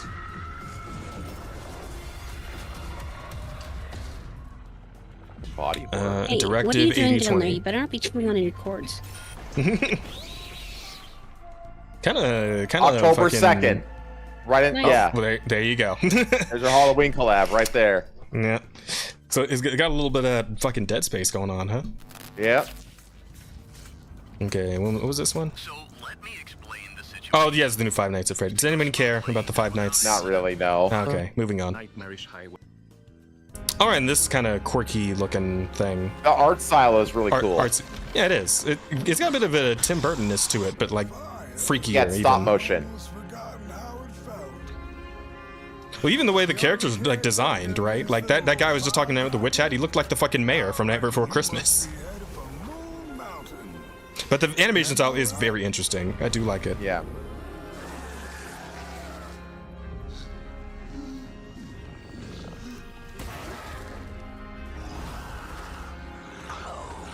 Yeah, it's just trippy, man.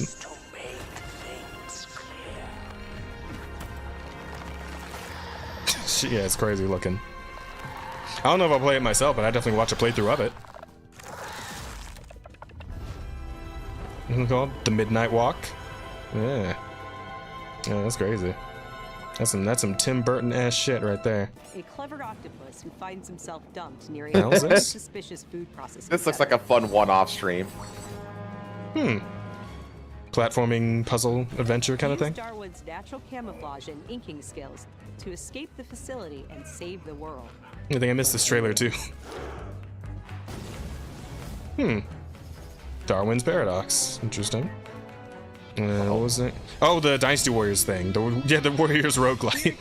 This is interesting. We lost Rada. We did? Oh no, Rada! Rada, where'd you go? Hang on. Let's did she send messages? No. Can I send her a DM or something?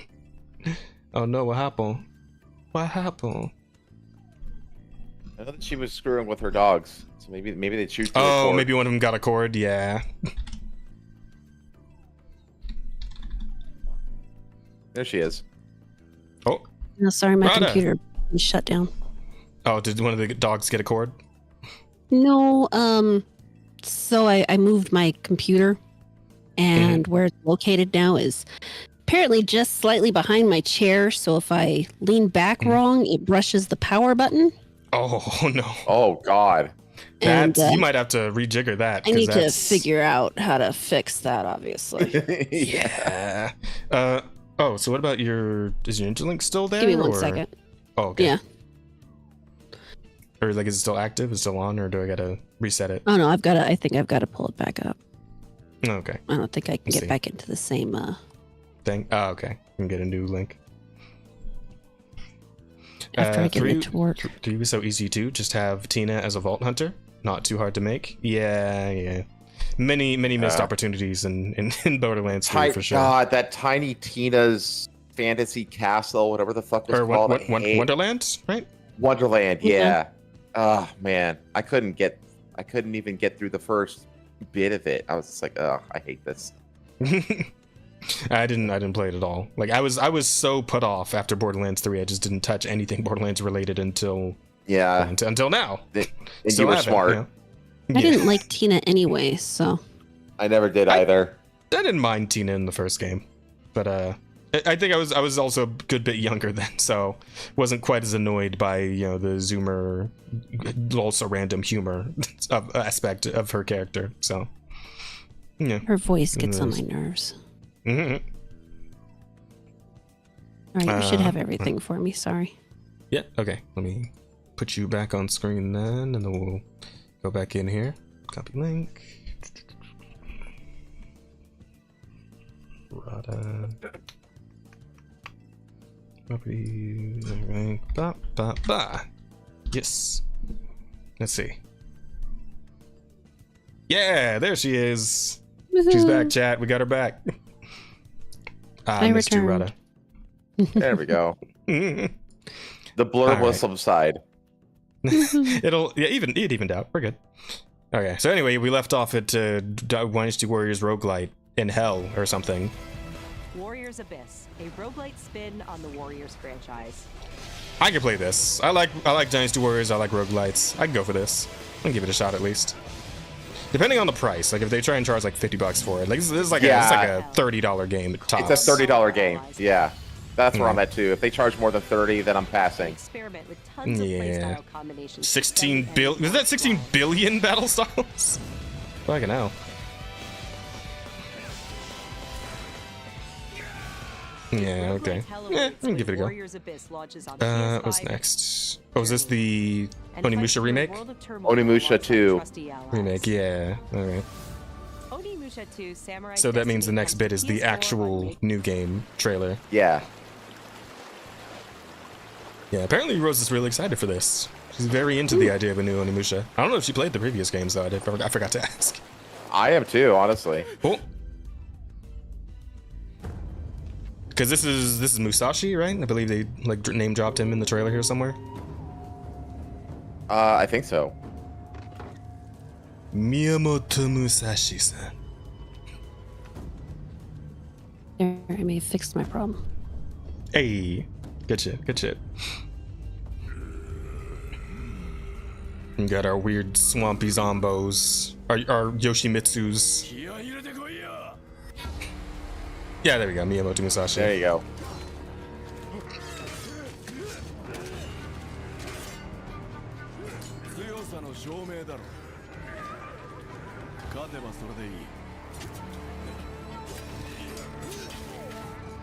Okay, lots of environment stuff.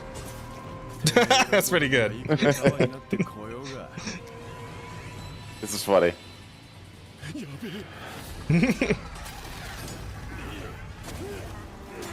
Yeah, I'm liking the combat systems I'm seeing on display here. It's cool very stuff. Like it's slow and deliberate. Yeah, like which I don't see much of these days. Like for how slow this is. But I don't hate it. I don't hate it. No, I don't either. I don't either. It forces you to do everything that you do has to be intentional. You can't like the British voice actor from Musashi sucks ass. Oh, did they put out an English trailer too, or British English trailer? Who plays these games out without the original Japanese VA? Okay, so to be fair, when I'm streaming shit like this, I do like to have it in English for people who are just like, having me on the background so they can still hear what's going on, right? And understand. So to that point, but if the English is like so fucking bad that it's like distracting, then I'll probably still do it in Japanese even on stream. This game looks really good. The remake for Snake Eater looks fantastic. What really got me was the bit right at the end of the trailer. Like, holy shit. Revolver Ocelot. Yeah, that bit at the end of the trailer made Sheep upset. He was excited for a second. Why were you upset? Because he thought that they were going to bring back that guy. Okay, hang on. We'll retouch on that once we actually get to the last scene, because I know both of us are being vague on purpose here. At the end. Oh God, his eye! Jesus Christ! And more my memory sucks. So. Oh, okay. I can't remember his name.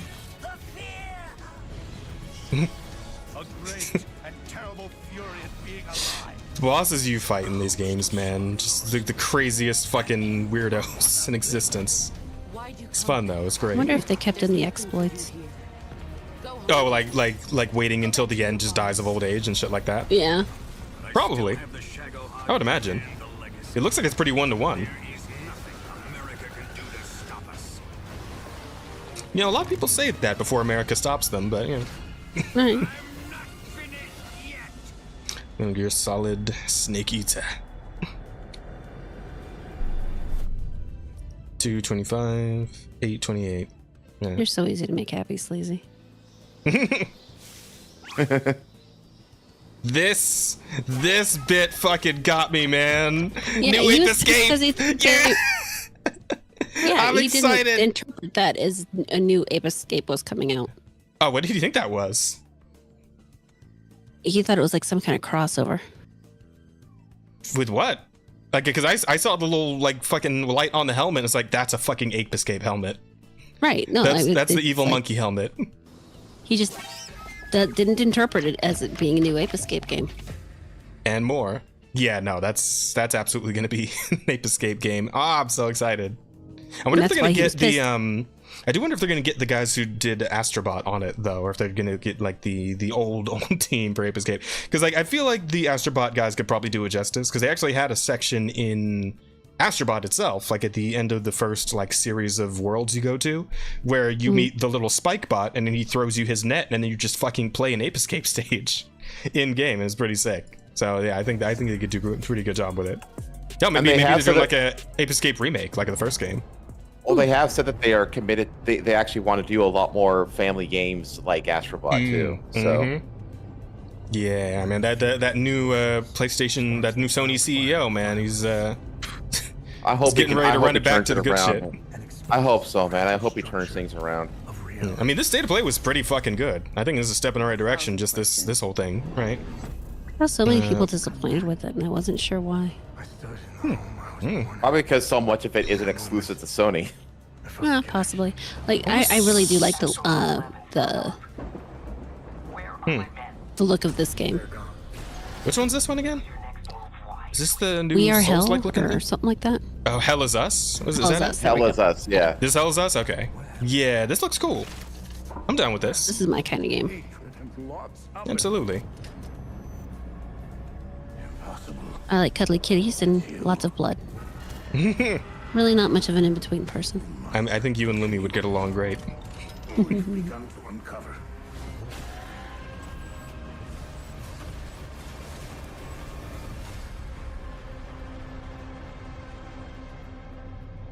Yeah, it looks crazy. That tower, that hole is begging for a giant screw. Yep, it is. Absolutely. What else we got? Oh, the Lies of P DLC. Yeah. Yo, this shit looks Sure. awesome. I'm so excited. This looks great. This looks so fucking cool. I never played this game. I need to play it. Yeah, it's great. I did not think we'd be getting a DLC for this game. This absolutely caught me completely by surprise.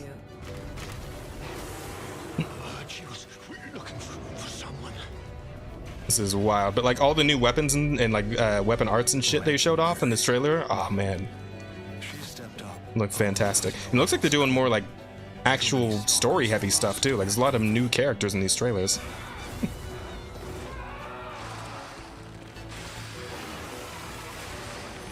That was interesting. Ah, so cool. You look at your claws. I fucking love claw weapons. I really do.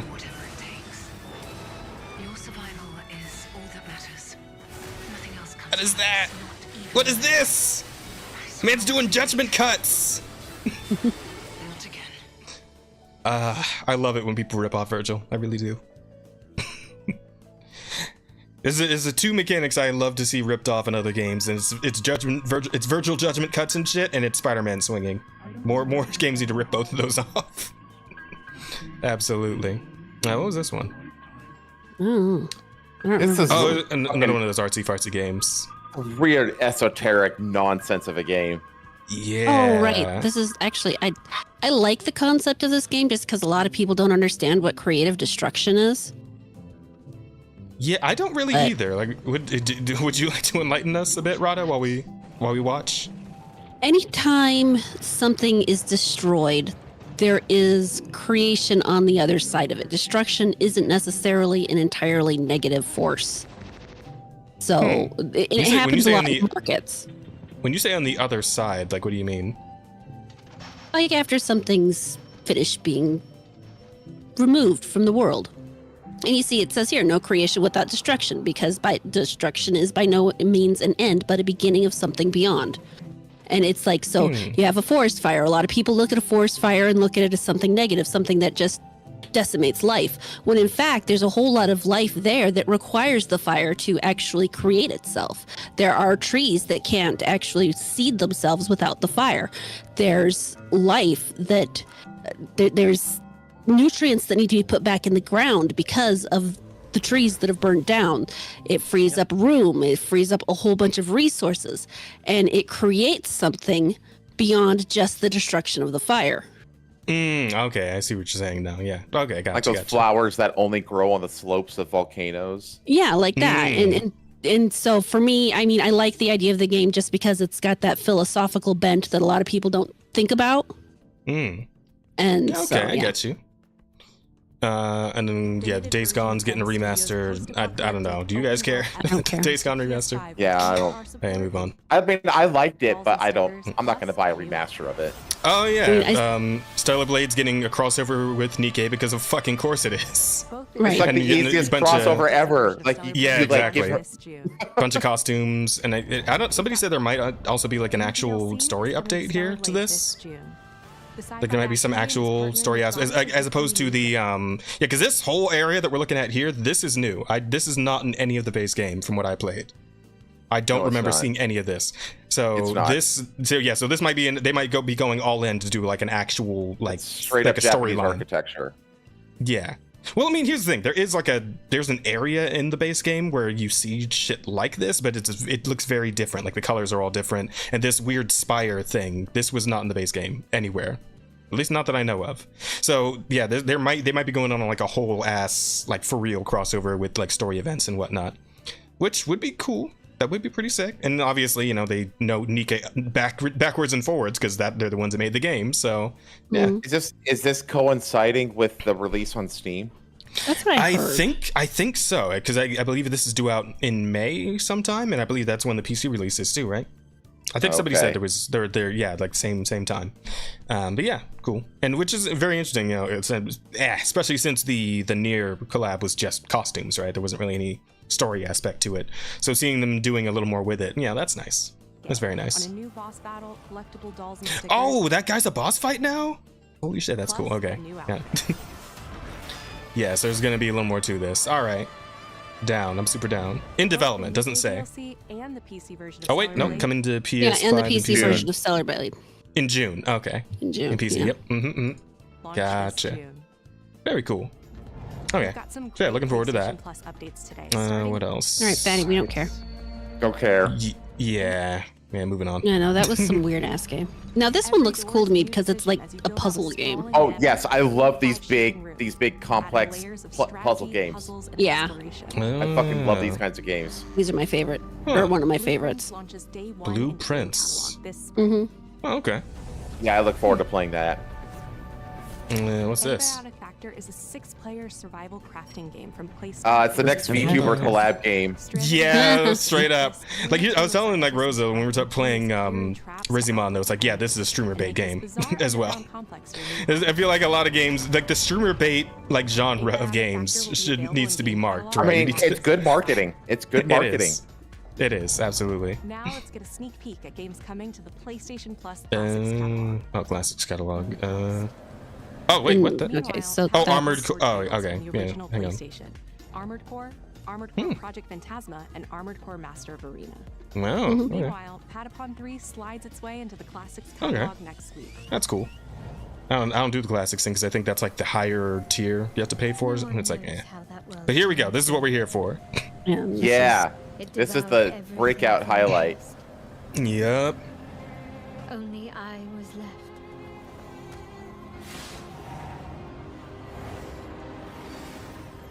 Oh, it's beautiful.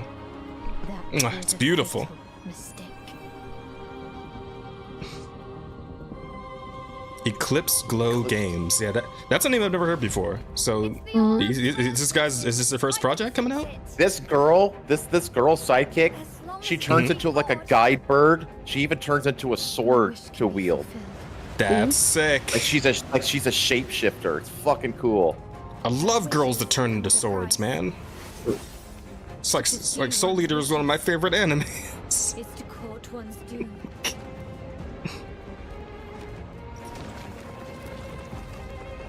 Whoa. Yeah, man, just like the massive scale of this whole thing too. It's like, so these things, they're that giant thing that you just saw. It's like the in Breath of the Wild, you know, you had like the 4 giant colossus creatures that you had to like. They were like living dungeons. Yeah, I do remember.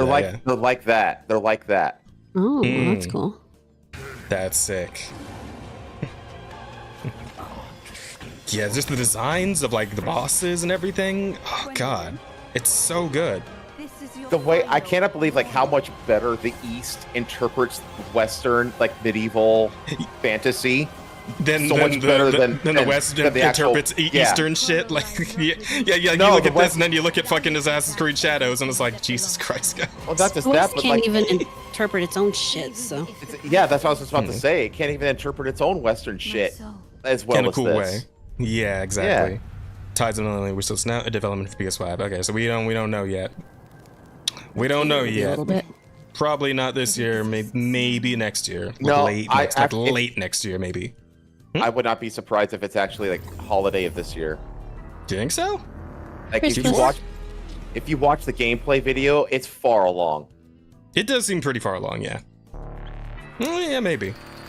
I mean, late this year, or maybe early next year. Let me see. So what is this? I don't think I saw this one either. Oh, Splitgate. No, it is. This is not Splitgate. No, I don't know. Something else. It kind of looked Doomish for a second there with the like all the movement and shit. Yeah, this feels a little Doomish. I don't know. Yeah. I'll just play Doom Medieval. Cool, yeah, yes, but you know, I don't mind other like Doom-like games with their own concept going on. This looks cool. This looks pretty interesting.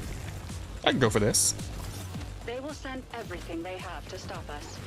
Yeah, like a lot of interesting weapon variety here. I'm seeing some good stuff here.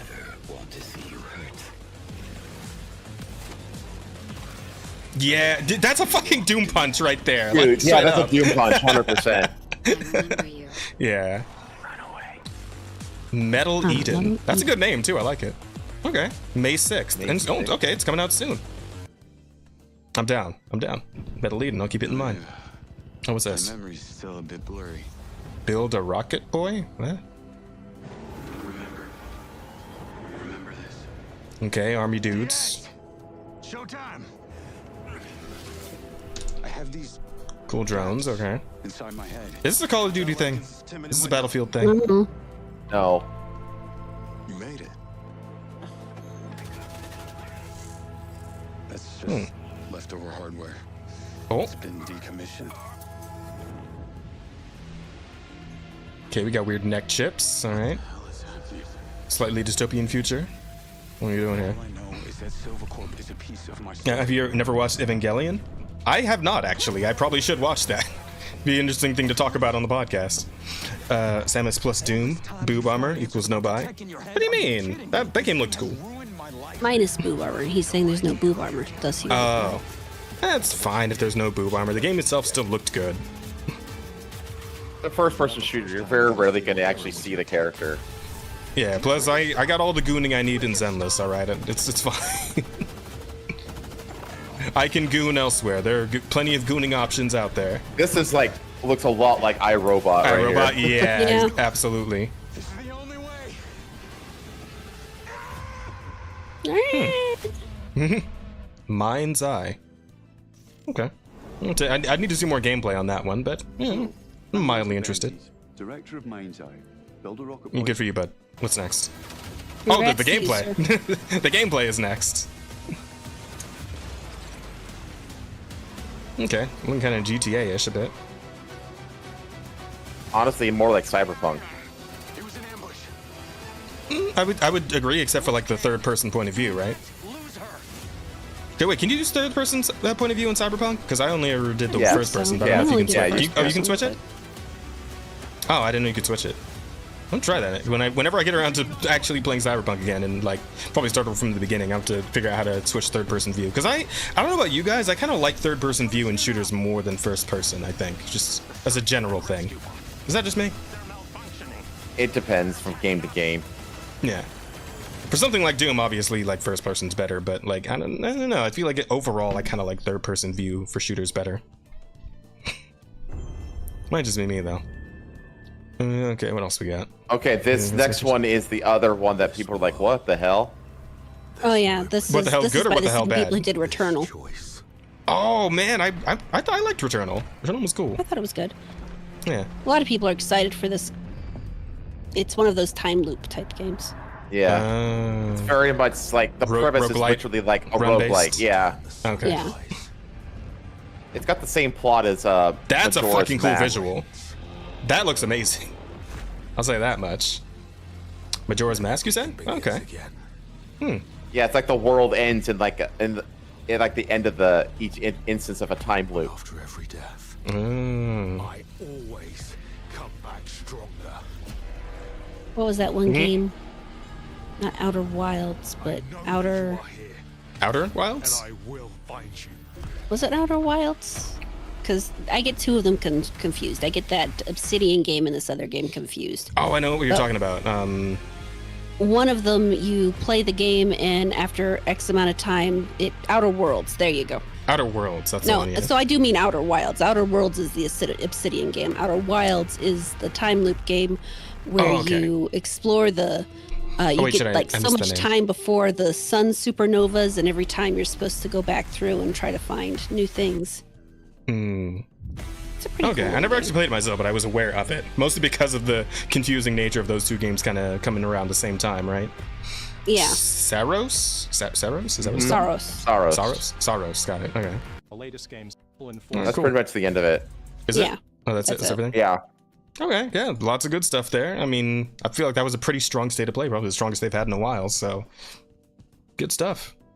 Yeah, and I feel like Tides of Annihilation did some hard carrying on that statement, but there was a lot of other cool, interesting things there as well. So yeah, there's a good handful of games in there that I'll check out. Yeah. Yeah. And especially since so many of them are coming to PC too, that makes me happy. So. Yes, sir. Yes, sir.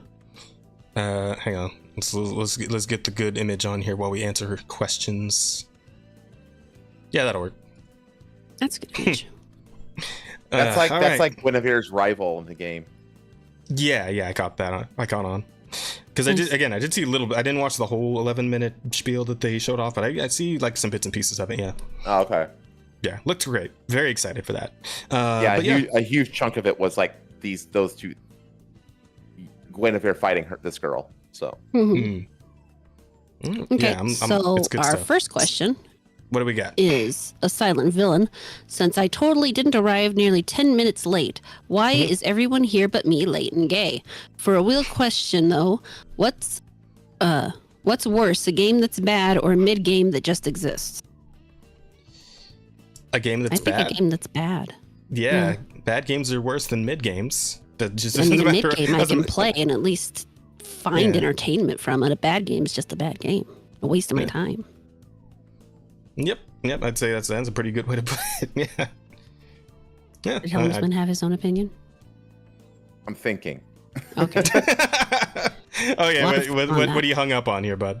Well, the whole thing is like there's some movie, like I'm thinking of it in terms of a movie, honestly. In terms of like a thing where it's like it's so bad it's at least entertaining by how bad it is. It's entertainingly bad, yeah. Okay. Versus mid things that are mid typically are just really forgettable. And I'd rather have like a memorable bad game than. But the thing is, when you translate that idea to video games, you're talking about like literal playability, like Avowed. Avowed is just a straight up broken game. You know what I mean? So it's like you can't. So it's different there. Yeah. I feel like it also has to do with whether or not said bad game has any sort of multiplayer aspect to it. Because we've talked about this, me and Rosa, several times when like this sort of thing comes up, where when we played the Saints Row. Yeah, the Saints Row remake or the reboot. The Saints Row you guys reboot, had a ton right? of fun with that terrible game. Yeah, because we played it together. I don't think I would have had nearly as much fun without Rosa being there, because that game was broken to shit.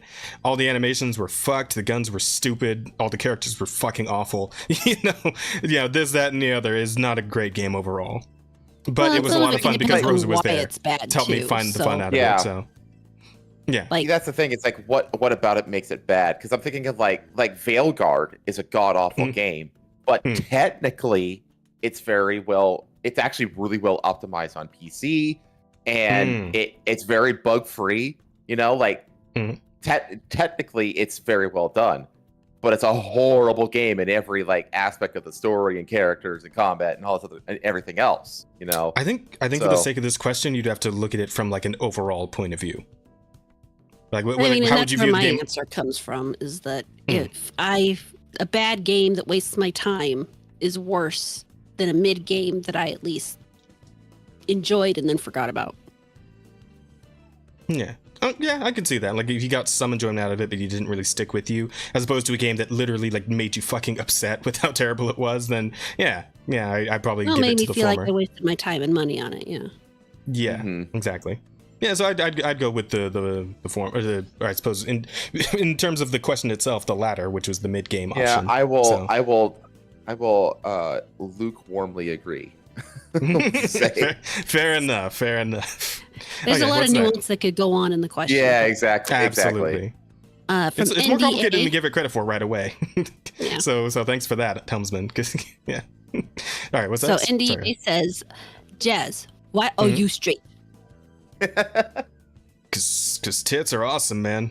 Batch is pretty good too. A fan of them. That makes sense. Lesbians like those things. Yeah.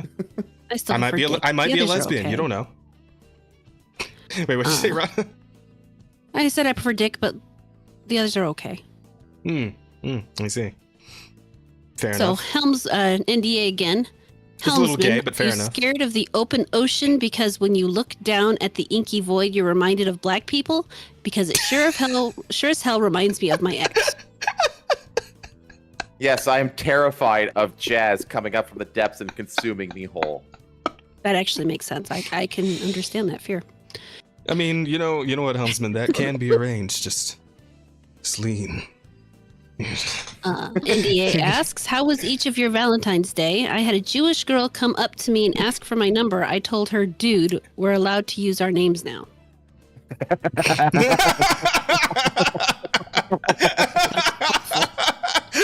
Damn. Holy fuck. Oh god. That was good. Holy shit. That was amazing. That's a great joke. I wonder how my Jewish stepdad would feel about that joke. NDA, didn't you type that in my chat? I think NDA typed that in my chat. Because NDA likes to start off my streams with jokes. So I think that's what he told me. That's, oh my god. Holy shit. So good. My Valentine's Day was spent working and playing Red Dead Redemption 2. I was all the time. I settled the Romeo and Juliet Regnet edition in Red Dead Redemption 2 by killing both of their families. Nice. Oh. That is an option. Fair enough. That'll do. How about you, Jazz? How was your Valentine's Day? Wait, wouldn't the redneck Romeo and Juliet just be like the fucking Hatfields and McCoys, or? Yeah. Yeah. Anyway, well, that's what this is based on, though. The Braithwaites versus the Greys. It's based on the Hatfields and McCoys. Oh, okay, gotcha. But anywho, sorry. So for me, what was it? It was Friday, right? Mm-hmm. Yeah, Friday. Yeah, I was fucking at work. I was in a warehouse for 12 hours. That's how I spent my Valentine's Day. He was the guy mailing the Valentine's cards, and chocolates out to everybody. Sure, that's what my warehouse does. Yeah. I'll go with that. NDA again. If you were a Rizimon NPC, what would your name and Mon be? I'd be Streamer Simp, and my Mon would be TMI. I would be a sentient pot of poisoned tea leaves, which forces people to ramble to death. Nice. That's actually really cool. Gosh. What's the question? The Rizimon, if right? If you were a Rizimon NPC, what would your name and Mon be? Yeah. Assuming you're just making one up on the spot. What's the Mon? Mon is the monster? Yes. Okay. My NPC name would be the Good One, and fuck, what would my Mon be? That one I have to think a little harder about. Okay, hang on. When you guys take over a sec. I would be oh gosh. Well, you'd be a furry of some aspect, but what would your NPC name be?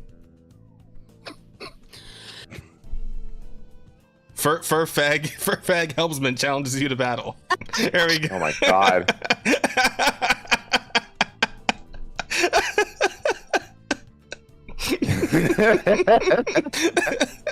Man, Furfag. That's a word I haven't heard. That's an old one. That's an old school furry word. I mean, you could just shorten it and call it Foxy. I had to call in the echoes of the past to come up with that for you, Helmsman. I think you've traumatized him. Holy shit! That was I think it was pretty good. Okay, what about Rada?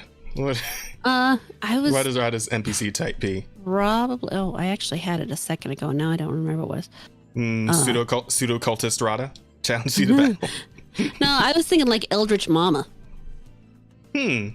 Okay, I mean that's still a pseudo cultist though. Let's be real, because we're still talking about like humans in the context of the Rizimon world. Like everyone's still like a human being. So you're just like a weird, crazy like Cthulhu worshiper on the internet. Exactly. Yeah, essentially. Yeah. And then my Mon would be like a weird little tentacle monster thing. A Sagoth. Yeah, a little not a tentacle monster, but this primordial blob that actually could take on all the different characterizations of all of creation. So yeah. Let's see. By the time you finished that sentence, I forgot what you said at the beginning of the sentence. Welcome to my life. Oh god, I thought of the worst thing.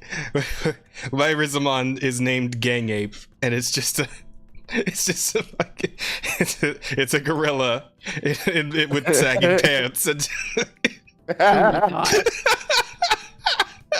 Damn. Here's the thing, what are the traders Rizimon called Playa? Well, no, yeah, good one, Playa. There you go. There you go. No, that's my NPC trainer name. But here's it's funny because we actually, like, when we were playing the demo, we ran into like a couple of POCs, which is literally with like the NPC, like the NPC tagline under the fucking the portrait of the character was POC, and they was like, these guys were like fucking like those nuisance streamers, like the guys like were going to people's houses and shit. That like that one kid, remember? They were essentially that, right? And it's like you're challenged to battle by POC Dwayne or some shit, and it's like. Yeah. Oh god. Dwayne. Yeah, or something like that. I don't fucking remember. But like, yeah, like the actual game isn't far off from the stupid shit I just came up with. So. Oy. Okay, so from Sleazy. Oh god, I saw something even worse. Tentacles make me say uwu and ara ara. Oh yeah, I saw something even worse in Alaska because I called it Gang Ape, right? And it's like that's dangerously close. But what if we put it? Because like, the developers are French, right? So it's like a sort of like pseudo European inspired thing. What if we put a turban on the girl? Oh my god.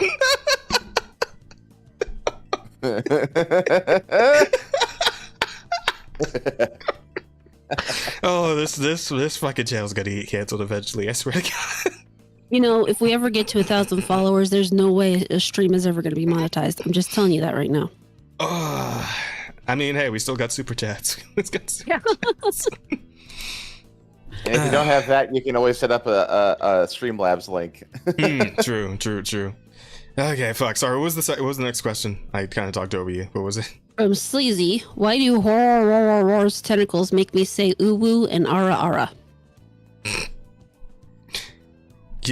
God, I feel like I gotta go back to Rizimon again because there actually is a move in the game, and I think it like lowers defense, lowers attack and special attack, and it's literally just the Rizimon going uwu at your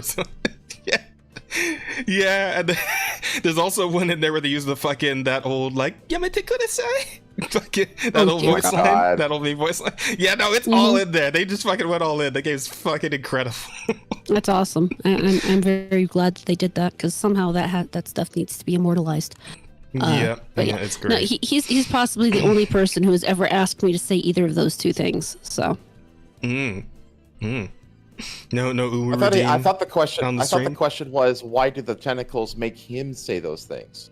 Yes, that is what the question is. I don't know. Maybe he's just into that. Apparently, he's into that. Like, if you can't answer that question, what the fuck makes you think we can? No, Sleazy's just that kind of guy. Roast is into tentacle horn. And then finally, a silent villain. Have any of you played NBA 2K My Career? If not, you probably should to learn what that island mode will likely be. It's over $100 to max out your stats unless you want to grind 100+ hours on free to play. Yeah. So if that wrestling game like goes crazy on monetization like the fucking 2K games do, then yeah, that whole project's gonna be fucked. So hopefully they avoid that particular pitfall. I doubt they will because WWE's last iteration was a nightmare of fucking microtransactions. Just an absolute abyss of microtransactions. So yeah, because I haven't played those 2K games myself, but I'm vaguely aware of what the chatter is getting at here. So I only know those 2K basketball games because of the hilariously awful voice acting that and the writing of the interactions like in the locker room and stuff like that. And there's this you can find compilations on YouTube about just how hilariously awful they are. It's phenomenal. Wasn't it like the 2K games that were also starting to have like the in-game like ads and shit, like the kind of shit that Steam just shut the door on? I feel like it was those games that would like people were starting to notice that like they were just doing that kind of shit. I feel like wasn't it them? It was definitely some sports game or something. Man, it was one of the EA sports games, of course. Oh yes, I'm only saying yes. So yeah, 2K. Yeah, the 2K games most likely. All right, but yeah, I suppose we've answered our. That would be the questions. Oh, that's all of them? Is it? That was all of our questions. Okay then, Rada, it's time to set up the poll for the title. Let's see what we've got here. I wrote down a few. I got 4 of them, and I think that's perfect because I think we have 4 slots on the thing, right? Yes, we do. So the first up, we got hyperlink to 9/11. I just realized you got to put an actual dash there, or else it's just a hyperlink to 911. It's not nearly as funny. Yeah. Yeah, you put the dash in there. We got "Don't Suck a Dick, Buy a Shirt." Can we actually put that in the title? That'd be okay. I was gonna say, I have a feeling that isn't gonna be allowed. No? Okay. No, we can always try. Or if nothing else, you could put "Don't Suck a D" by an S or something like that. Well, you could just say "Don't suck a D." Well, you could say shirt. Well, yeah, but it's funnier if we censor the word "shirt" too, though. It's funnier that way because then it makes even less sense if he was like, "What the fuck are they talking?" Like, yeah, you know, sometimes that curiosity click is all you need, Helmsman. Wait, Abby, have you ever seen Hakor's Fishman song? Abby, wait, does he mean you, Emerada? I think he means me. Okay. At least I think me so. Because Abysmal Critic's the other thing. Abysmal. So. Yeah. Okay. I don't know that I have. I might have. I will have to look that up though. That sounds interesting. Emerada, yes.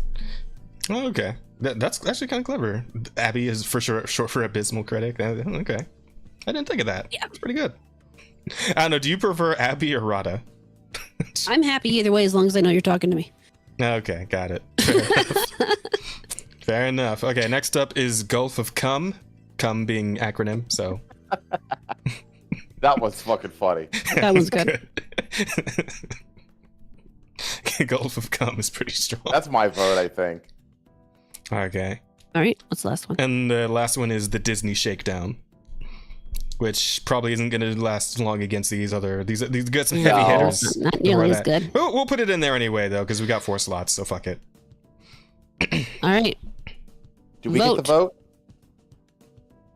Well, I can't vote, but you guys can. Yeah. But polls up and ready to roll? Polls up. I'll leave it completely to chat. I'm not going to vote. We got 11 watchers. Let's see if we can get at least 5 voters. I'd be thrilled. Yeah. Any other stories we can talk about while we're waiting? Oh, we can look at this. Look at this. So apparently, hang on. Let me read the lead-in. Let's read the lead-in first. So there's now an official historically accurate Yasuke game on Steam that includes using machine guns and driving Japanese peasants over with your car. Stop Asian hate game.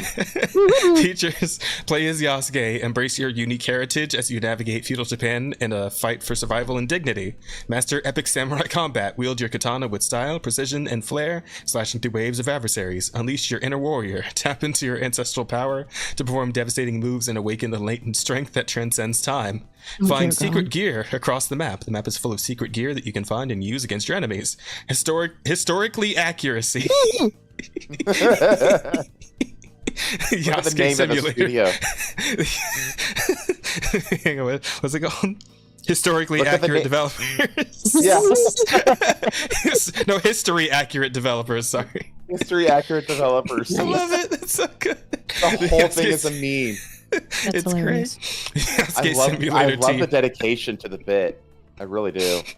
Hang on, let me finish. The Yasuke Simulator team has done its research and went above and beyond to provide a totally historically accurate depiction of feudal Japan with Yasuke the Samurai. Assassin's Creed Shadows. Wait, does the synopsis for the game just say Assassin's Creed Shadows at the bottom? These people are hilarious. Oh, fuck. Okay. That's 100% historically accurate. I am blown away by the historical accuracy on display here. It's got a fucking Cadillac. Oh. It's fucking historically accurate death. Gone that way. What do they call those things? Daruma dolls, right? Mm-hmm. And just hits by a Daruma doll and just fucking dies. And the fucking gun that he goes and picks up. Oh my God. You could tell that the whole thing was made entirely with like pre-made assets. Oh god, yeah, you get it's absolutely one of those like Xbox Live Arcade bullshit games. Yeah, it's fucking Life of Black Tiger type shit. It's meme shovelware is what it is. That's great. Oh god, that face on him. Holy shit! The Johnny Somali. Oh my god, it gets worse. Gonna do it again. Hiroshima, we're gonna do it again. That's an actual quote. It is. Didn't Johnny Somali come up in the news again recently? Like, yeah, he's trapped in Korea currently. And he did like a video where he's like spouting off a bunch of bullshit or something. Well, he's still stuck in South Korea, right? Yeah, he's stuck in South Korea. He's being put on trial and shit for the shit he did there. Yeah, and he's probably gonna go to jail. Yep. Because this shit popped up. What the fuck is Japan this? and the people of the world. Hello to the people of Japan and the people of the world. I want to make this message because I've been gone for a long time. Let me introduce myself if you don't know me already. I am Johnny Somali. I am part of the criminal nuisance live streamer gang called CX. I am a high-ranking member in the black sheep of the family. We are ran by our top leader, Ice Poseidon. He's the leader of CX and Miskiff, the leader of OTK. We are part of a live streaming international criminal mafia of nuisance streamers that have came to Japan to bring you freedom, to bring you American values. You weak Japs will never stop us. You will never stop CX. You will never stop Johnny Somali. You'll never stop Ice Poseidon, Paul Danino, who was my mentor, my teacher, my leader. If it was not for Ice Poseidon, I would have never came to Japan. And if you try to arrest Ice Poseidon, if you try to stop Paul Danino or any of our group, if you try to stop ABZ Abdullah the terrorist, the one that paid for all of our kick deals and steak deals, if you try to stop ABZ Abdullah this fat fuck, I promise you I'll be back in Japan soon. You'll never stop Kang Joel. You'll never stop Hugh Sama, Showtime, and all these fucking leeches. I don't like him. What is he? Is he just trying to like incriminate a bunch of other kick streamers? Like, what is happening I have no here? fucking clue. Yeah, like what is he doing? Like implicating all these people. Hang on. Johnny's. Oh, it's Legal Mindset. Actually, made this post. Johnny Meets Molly is back. Here's his first message, attempting to bring the Japanese police down on Ice Poseidon and gang by associating with them. They have expressed interest in disassociating with Ramzi Khalid Ismail. No, Ramzi is banned from Japan for 5 years. Oh, okay. Note: Ramzi is banned from Japan for 5 years and cannot return. Huh. Yeah, he's just fucking around, I guess. I don't know. John is slowly visiting Japan.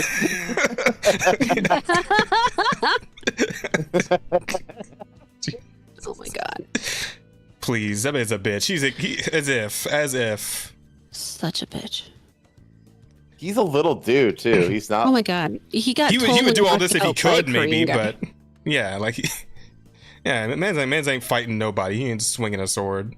No, he probably couldn't swing a toothpick. I hope he ends up in jail. Here. I mean, if he keeps this shit up, he probably will. I'm very surprised he hasn't already. It's very strange that no, he's going to be on trial, and they put off the trial even longer, so he's stuck. They literally are not letting him leave Korea. Yeah, this is from November 6th, facing over 10 years in jail, which apparently he didn't end up in jail if he's doing this stupid not shit yet. still. So he's still. Yeah, he's still on trial. So they can't actually bring him up on charges for this shit if they have a law to do that. And they might. Yeah. It's South Korea. I don't know. Yeah, and he's just seems to be intent on just making it worse for himself by putting out shit like this. So yeah, and I really hope he ends up in there. Yeah. All right, that's probably enough time for the vote. What do we got? We got 5 votes. Yeah, we got 5 votes. I'm very proud of you guys. Thank you. Good job. That's like half of you. Good job. Don't suck a D and buy an S. Is what they went with. All right, so we'll roll with that then. All right, well, that's it for us here tonight on the Offensive Charm podcast. Guys, thank you all for coming out and hanging with us. Thank you for the super chat there early on. Much appreciated. Which one was that again? Damn it. It was that was the guy with Hysenti, the H. right? Yes. Hysenti. Yeah. Yes. Thanks, Hysenti, for the super chat. Appreciate it. Hopefully, the rest of you guys can follow Hysenti's example. Come on, guys. Give in the future, we'd appreciate. Give me money. No. Okay. Before we go, I did want to talk about that one thing. Oh yes, please do. Can you pull up the tweet? I will. Hang on. Give me. Where's the link? Should be in the docket. Yep. Got it. There it is. I can't believe you use white. What the fuck? I know. What are you doing? Oh, right? He uses fucking light mode. What the hell? Shut up. Anyway, go ahead. Do your thing. So for those of you who might be interested in having your own image appear in your favorite meme, my fiance Sheepsidian is currently offering his services in doing so. As you can see here, he has a number of styles, a few different ones. That's a friend of our Quarter Black Garrett, Javier Malay, and of course myself. You see that one feature often in my thumbnails. A whole bunch of others. If you look at my thumbnails, you can get a good idea of what he does. But for $50, he will draw you as your favorite meme. Just be sure to contact him over on Twitter on @Sheepsidian. He's got 10 slots open currently. So stop on over if it's something you're interested in. Oh, absolutely. Huh? Yeah, go do that, guys. Go show some support, follow. Get yourself a meme, all that good shit. No, I was just looking at chat. Suck it, we win the Title Wars tonight. We should call it that, actually. That's pretty good. I like that. Title Wars. That's what we're calling it from now on. Title when we do Wars, these at the end. That's good. That's good. All right, that's good. That's all I have. Thanks, Villain. Thank you for letting me plug that. So cool. What about you? What do you got going on, Rada? Oh, I'm gonna go try to make a video, and then I'll be streaming on Thursday. And then on on Sunday, we're streaming more D&D 3.5. Gonna see if we can uncurse my character. Very cool. Yeah, man, we had a pretty good session last time. We finally brought my dog back from the dead, so that was cool. Yeah. You're welcome, Rosa killed my dog, but we managed to get his soul back, so, yeah. Oh, that's nice. Yeah. Why'd she kill your dog? She's allergic to them. Because I made the mistake of letting the dog outside of the safety of the bag of holding while we were camping out at night, and we got fucking ambushed, and she went after the dog immediately. Like, the dog was the first target, pretty much. Oof. Yeah, it's just a Rosa thing. Rosa does this, but you know what? It ended up in a long running like story plot line that just got resolved very nicely. You know, everybody was very happy about the puppy getting to come back. So even Rosa, even Rosa, yeah. Okay. All right. Yes. So yeah, good stuff there. It's all good stuff. All right. What about you, Fervert? I'm sorry, Helmsman. Sorry, I was reading chat. No, you're fine. I just got my pretty regular schedule up going out tomorrow next week. It's just that I am going to be doing a marathon of Yakuza 5 to finish up like the last 4 chapters all in one go tomorrow. And then I'm probably going to try to do like a special stream on Sunday to kick off the brand new Yakuza game. Very cool. Very cool. Yeah. Very Other nice. than that, it's just the regular streaming schedule. And I got Welcome to the Foxhole episode 21 coming up on Saturday on the other channel. Yes, please do go support chat. You know where to find Helmsman. But if you don't, I don't know, maybe Barrett can find you a link or something. we need mods for the OCP. We really do. Or just to be slightly more organized. That too. I hang out in the chat the whole night anyways, so. Yes. We just put like our links and stuff in the thing. I'm more than willing to drop them. That would be great if you could. Thank you. But yes, that aside, I guess that leaves me. I am going to probably do some more Wuthering Waves tomorrow. I still have to finish the fishing event and the other story event and all kinds of shit. There's a lot to do in Wuthering Waves. So there's that or Zenless, because I still need to farm the fuck out of Zenless so I'm ready for Pulchra. I might be a furry too, chat, I'll be honest, just a little bit. Just a little. Oh my god. I will get that character in Zenless no matter what. Well, here's the lucky thing for you, motherfucker. You don't, because I'm assuming you don't like care to like, you know, max out her cinema or her W engine or any of that shit, right? You just need to, like, one copy of it and you're good, yes? Yeah, pretty much. Well, guess what? They're doing an event and they're gonna give you one for free. So you don't even have to farm for her. Well, I mean, unless you want to get her level up and shit, like, you know. Like, you don't have to farm materials for leveling. I'll still probably farm, you know, for polychromes, for cinema and stuff. Yeah, that's what I'm doing right now because I want to see Sixer. So I don't. What does getting the cinema do? It gives her like additional bonuses on like things like being able to do more damage, or like her abilities will have like added effects, stuff like that. Typically, okay, just makes the character stronger. I guess by pulling more copies of the same character. Right, which isn't like crucial to like. No, not even competently. You don't need them to be like fully maxed out. Yeah, well, here's the thing. The only reason I'm doing it is because she's a 4-star, right? And you know, obviously 4 stars are traditionally weaker than 5-star characters because their rarity is lower. So if I want to like run her in my like end game teams on, and you know, do the really tough shit with her, it might be a good idea to, you know, make sure I get her engine, get her C6, and it should be easy enough because again, she's a 4-star, so she can pop up like multiple times in a 10 pull if I'm lucky. We'll have to see. Plus, there's not really any other character that I'm interested in that's coming up. You know, I got my ear to the ground for leaks and stuff, and I've seen some of the characters that are coming up, and it's like I just don't care about most of what's coming up after her. So I'm just gonna go all in. This isn't for like another 3 weeks though, isn't it? You got 3 weeks. 3 weeks from now. Because the current banner still has 21 days on it. Yeah, exactly. I still haven't pulled. What is her name? Evelyn. Yeah, I have my Evelyn already, so I'm good. Yeah, I'm still trying to pull her. So. Oh, she's great. Gosh, she's so fucking hot. She's great to play as too. She's super fun. Yeah, very fun, super cool, and managed to crush Shiyu defense with her too. So she's pretty fucking strong. Mm-hmm. Just a lot of damage. You do need to know how to play her though. Like you actually got to play her right, or else it's gonna fall apart on you real quick. So there is that. But yeah, that's what I'm doing. So either Zenless or Wuthering Waves tomorrow. That'll be the daytime stream.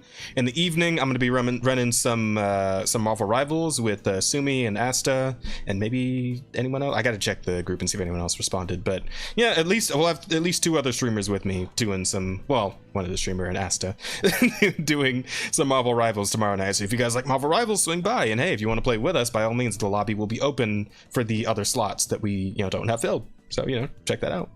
That aside, Thursday, Share the Stage. We're doing another Share the Stage on Thursday, which is the karaoke collab series that I do, and then my special guest, it's going to be another double feature. I'm bringing on Sarayu, who you guys know is Sarayu Bomb, the other Monster Hunter streamer, content creator, Capcom content creator, partner person, and Tazzy, who has not been around for a while on this stream, but I'm glad to have them as well. So Tazzy will also be joining us, and yeah. And maybe you guys too, if you want to join in and sing. The stage will be open halfway through the show, so keep that in mind as well. And if you guys like karaoke, come hang out. And that's kind of going to be it for this week for me. Oh, and more Jack 2, most likely. Yeah, probably early Thursday, more Jack 2. So actually late Thursday, because I think we're doing Share the Stage in the first half of the day on Thursday. So yeah, plenty of stuff coming up on the channel for you guys. Come hang out with me. This is going to be good stuff. Yeah, and with that, we're done. We're done here. That's it. That's a wrap, everybody. We did it. I guess since we're monetized now, we can actually raid on YouTube. I don't know how that works though. I'm gonna have to ask Chris to teach me how to raid people on YouTube. So we'll do it next time. Probably not this time. Next time we'll raid. But for now, we're gonna call it a night. So everybody, thank you all so much. Make sure to take care of yourselves. Have a great week. We'll see you next Tuesday, same time, same place. And hope your day is gonna go good from here. I need to work on the outro. Yeah, we'll see you all next time. Later. Good night. Bye-bye.